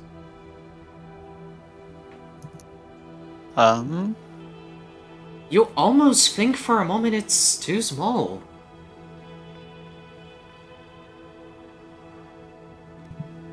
Well, will the spirit be able to hear us while we're inside of it? Sure. Okay. I mean, then, it's yeah, a spirit. I'll It go doesn't inside. need to. It can literally just hop. Yeah. It's Okay. not exactly respecting physical boundaries. All right. So I go inside. Who else follows suit? Everyone, I'm assuming, or yeah. does anyone stay behind? Jakob's just gonna go inside Alexander, because I'm curious. enthusiastically curious, yeah. Yeah. Klaus is staying outside for a second and waiting, and then very quietly is Jota. She turns to Klaus and moves over to him and says, "Yes, Klaus." Is this safe? She says, "It is safer than out here." Sort of ears back. Definitely still not too pumped, but very And cautiously goes ahead. she'll add, "I brought some of my grandmother's tea cakes. We can share them inside."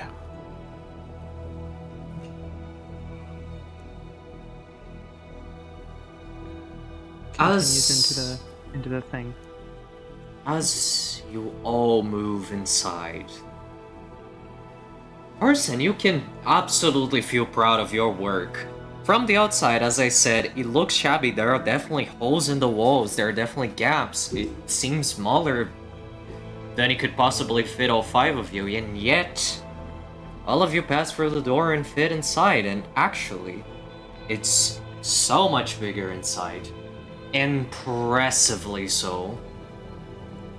And it's as if the cold just dissipates as you walk in. It's warm, it's dry, it's insulated.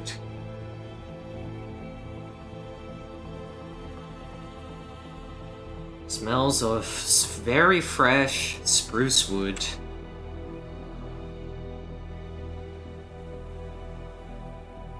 And as you enter, Torsten, you're the one to notice there is a big fluffy rat in one of the corners, squeaking, sniffing around, and it looks at you for a moment into your eyes, sniffing, bruxing,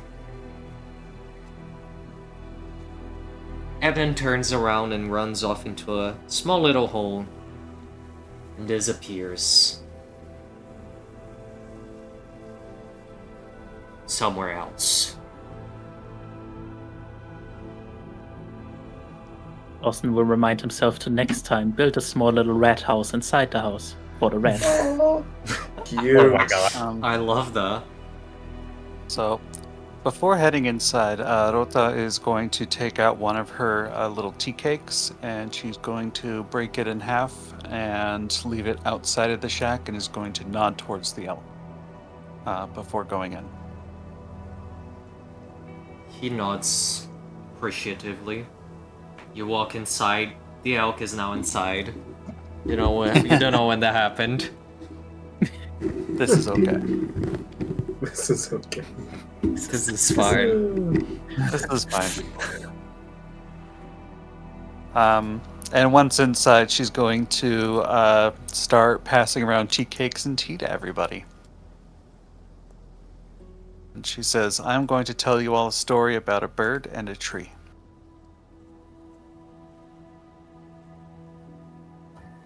At this point, Jakob just shifts back to his Hamid form, which, well, Yeah. it's not like there was a problem with being cramped, but maybe there was a bit of a problem being crammed in the cave earlier. But now he's at a much more manageable size. As you both shift to your breed forms, thankfully this shelter is warm enough. You are perfectly fine. You don't need to worry about that. It would have absolutely been impossible to sleep in Hamid outside in the cave, even with a fire. But here, this is fine. You can sleep comfortably in your human forms.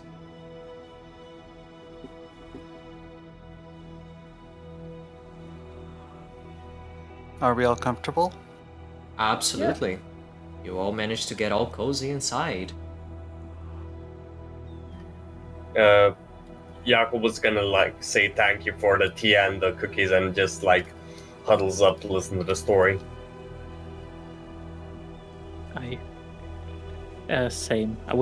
Torsten would probably keep an eye on Klaus to see if it's comfortable with the situation, because it's probably more, tea, cakes, and a house are probably very Hamid for. Yeah, it's someone like, with one. what's going Rota on? is sticking by Klaus's side, and when she sits, she's going to lean heavily against him, just letting her presence be something familiar.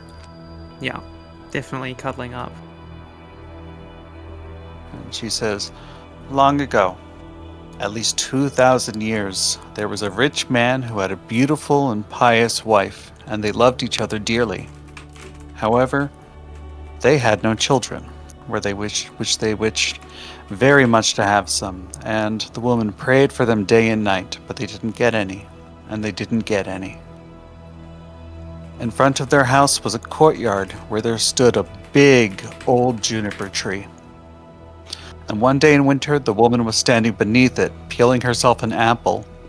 And while she was peeling the apple, she cut her finger, and the blood fell into the snow. Oh, said the woman. She sighed heavily, looking at the blood before her, and she was most unhappy. If only I had a child as red as blood and as white as snow. And as she said that, she became quite content, and felt sure that it was going to happen. Then she went into the house, and a month went by, and the snow was gone. And 2 months, and everything was green. And 3 months, and all the flowers came out of the earth. 4 months, and all the trees in the woods grew thicker.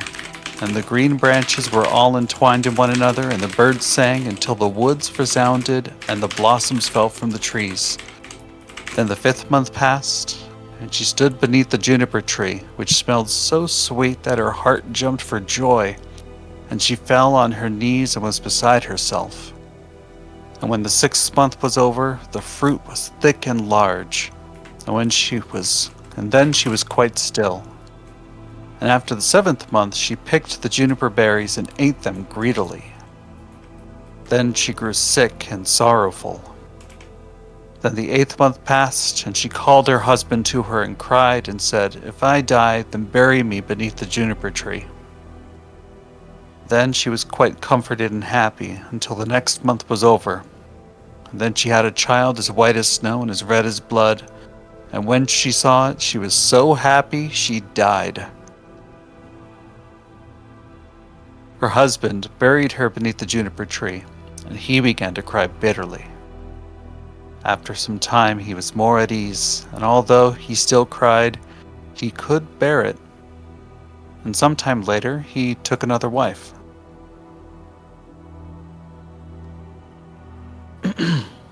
He had a daughter by the second wife, but the first wife's child was a little son, and he was as red as blood and as white as snow. When the woman looked at her daughter, she loved her very much, but then she looked at the little boy, and it pierced her heart, for she thought he would always stand in her way. She was always thinking how she could get the entire inheritance for her daughter. And the evil one filled her mind with this until she grew very angry with the little boy.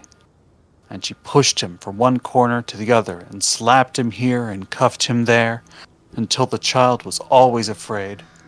For when he came home from school, there was nowhere he could find any peace. One day, the woman had gone upstairs to her room when her little daughter came up too and said, "Mother, give me an apple."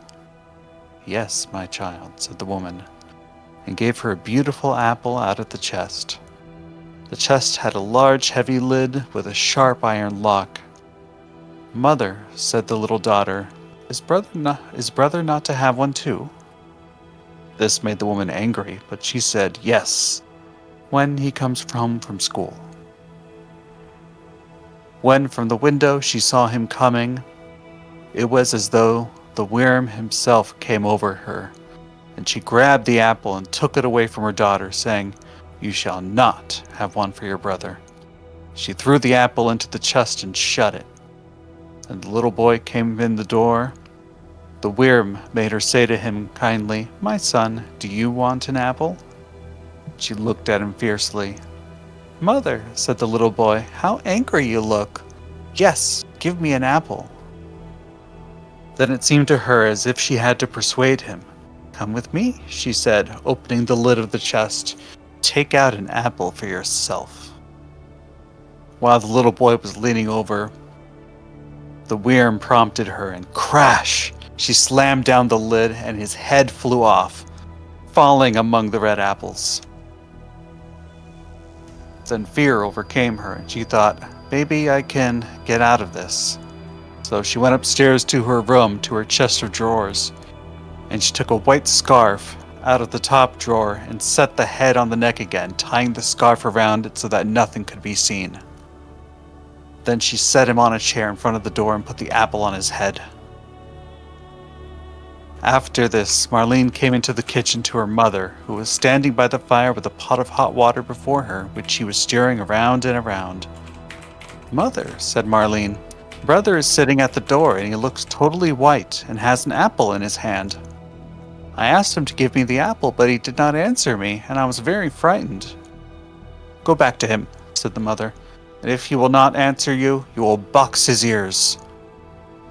So Marlene went to him and said, "Brother, give me the apple," but he was silent. So she gave him a hard smack on the ear, and his head fell off to the floor. Marlene was terrified and began crying and screaming and ran to her mother and said, "Oh, mother, I've knocked my brother's head off."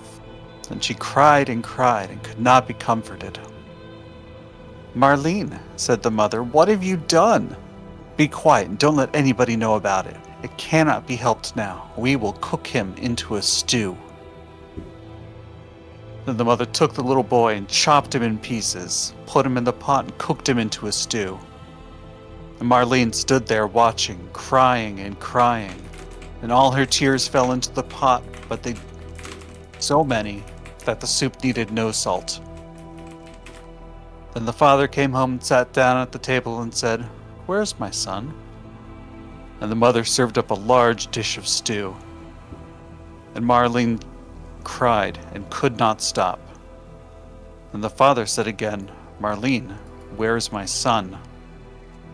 "Oh," said the mother, "he has gone across the country to his mother's great uncle. He will stay there a while." "What is he doing there? He did not even say goodbye to me," said the father. "Oh, He wanted to go and asked me if he could stay 6 weeks. Then he will be well taken care of there." "Oh," said the man, I am unhappy. It isn't right. He should have said goodbye to me." With that, he began to eat, saying, "Marlene, why are you crying? Your brother will certainly come back." Then he said, "Wife, this food is delicious. Give me some more." And the more he ate, the more he wanted. And he said, "Give me some more. You two shall have none of it. It seems to me as if it were all mine." And he ate, throwing all the bones under the table until he had finished it all, as though taken by the eater of souls himself. Marlene went to her chest of drawers, took her best silk scarf from the bottom drawer, and gathered all the bones from beneath the table and tied them up in her silk scarf, and carried them outside the door, crying tears of blood. She laid them down beneath the juniper tree on the green grass, and after she had put them there, she suddenly felt better and did not cry anymore. Then the juniper tree began to move. The branches moved apart and moved together again, as if someone were rejoicing and clapping his hands.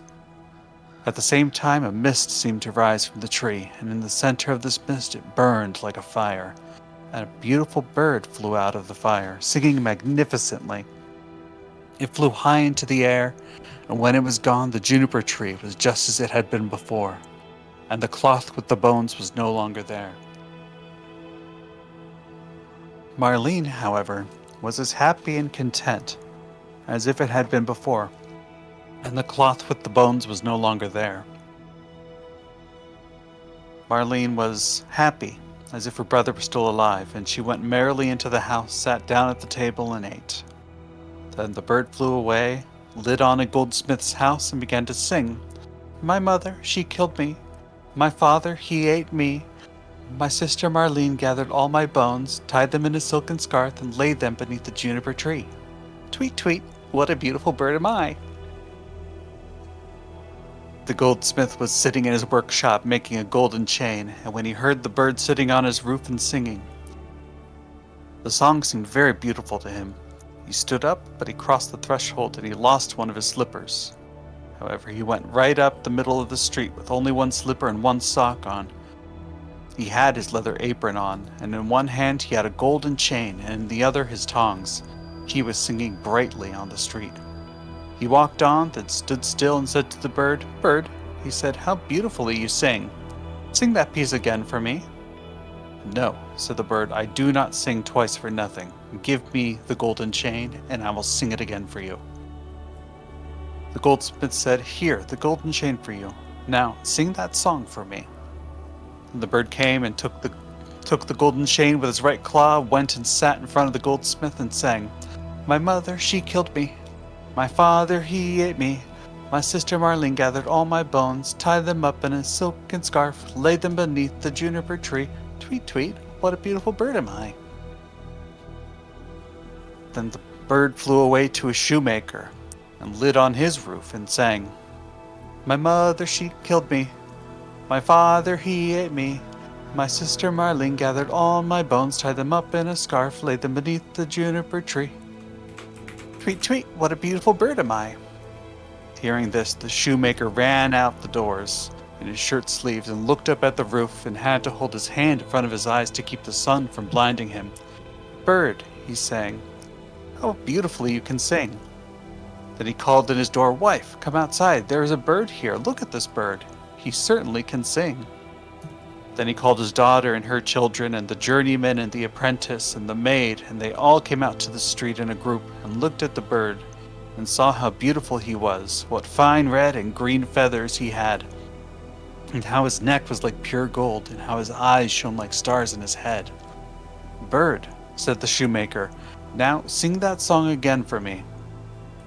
"No," said the bird, "I do not sing twice for nothing. You must give me something." "Wife," said the man, "go into the shop. There is a pair of red shoes in the top shelf. Bring them down."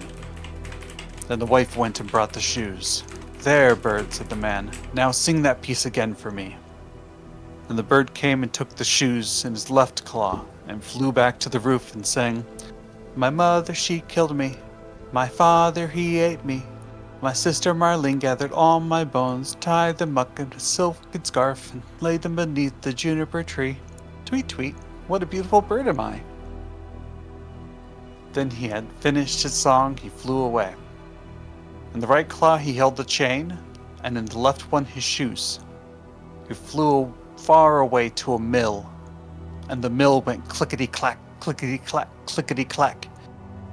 In the mill sat 20 miller's apprentices, cutting a stone and chiseling, chip-chop, chip-chop, chip-chop. And the mill went clickety-clack, clickety-clack, clickety-clack. And the bird went and sat down on a linden tree, which stood in front of the mill, and sang, My mother, she killed me. Then one of them stopped working. My father, he ate me. The two stopped working and listened. My sister Marlene. Then four more stopped. Gathered all my bones, tied them up in a silken scarf. Now only 8 were chiseling. Laid them beneath, now only 5. The juniper tree, now only 1. Tweet, tweet, what a beautiful bird am I. Then the last one stopped also, and heard the last words. Bird, said he, how beautifully you sing.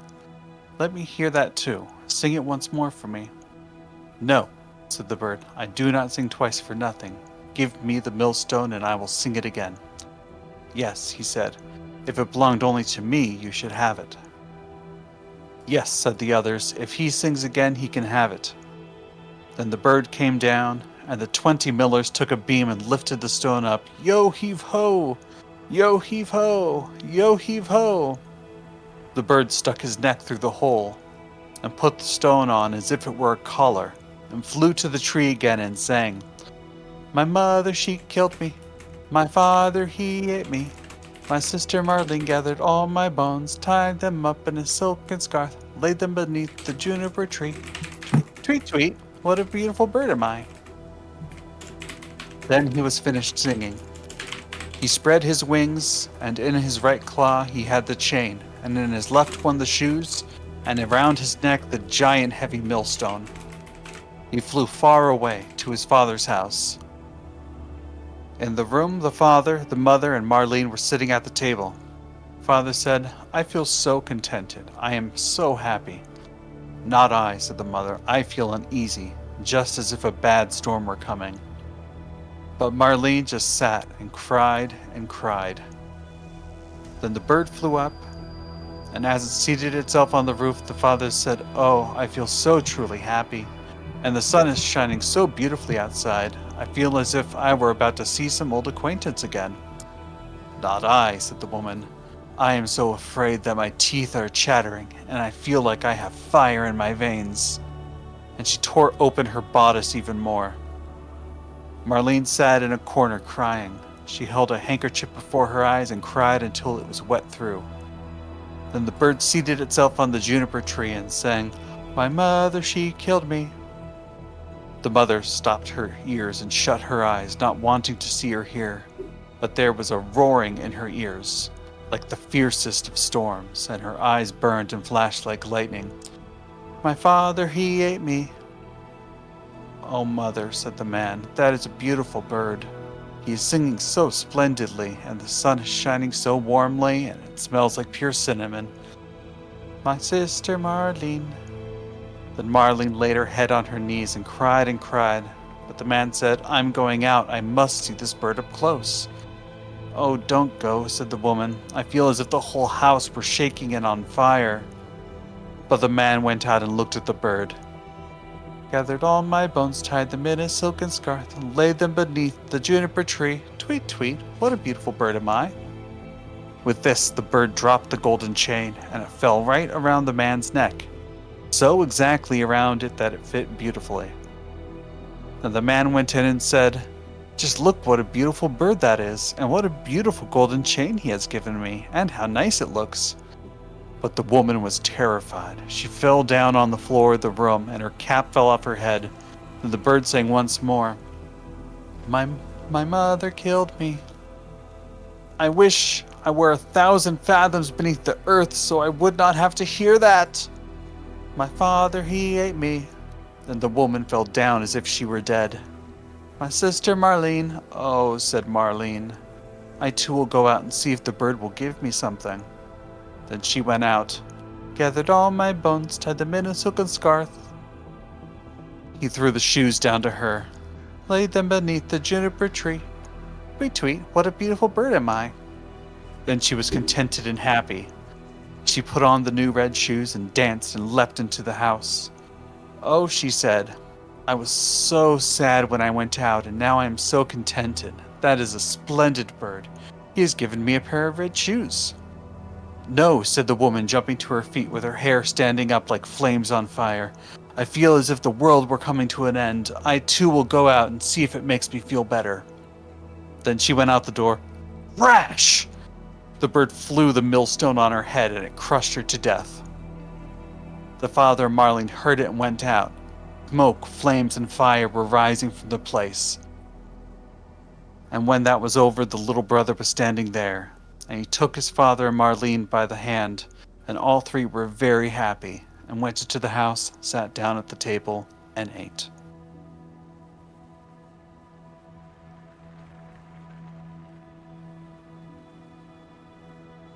As you wrap up the story, the elk slightly raises its head, looking into the distance. It grumbles. Something has changed.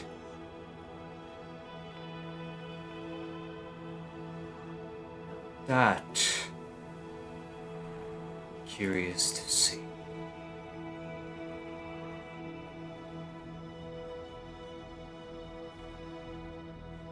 What's to come is always more entertaining. Indeed.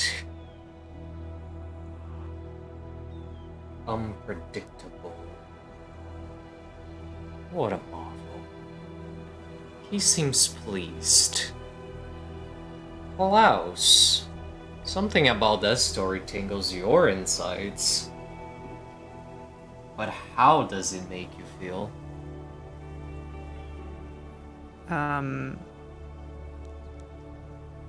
Plas's head sort of droops, laying on the front paws, maybe laying on Rota's lap,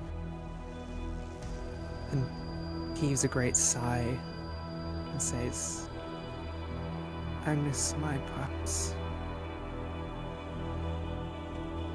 And with that, we're gonna wrap up right here, as we are short on time tonight. So I would like, first and foremost, to thank all of my wonderful players for their participation and for their incredible characters. A big round of applause for Bundes and Yeah. really playing Yeah. up the guard. Yeah. I love that. Woo! I'm clapping. If only we weren't short on time. Yeah. Because I would love Really to sorry. dwell. No, it's fine. It's not your fault as well. And we're all a bit pooped today, so we could also use a bit of a breather. Because I would love to dwell on the whole story and pass around how we all feel and all of that. But unfortunately, that is for next time. Still, a wonderful telling. And of course, we'd like to thank everyone who followed us live and to all of those who are viewing on YouTube once it comes out. Reminder, you can catch us live every Wednesday. You can check the link and all relevant information in the description. Thank you all so very much. And I hope to see you in the next full moon, the next Wednesday. Goodbye. Good evening. Bye, everyone. Bye. Bye. Bye. Nighty.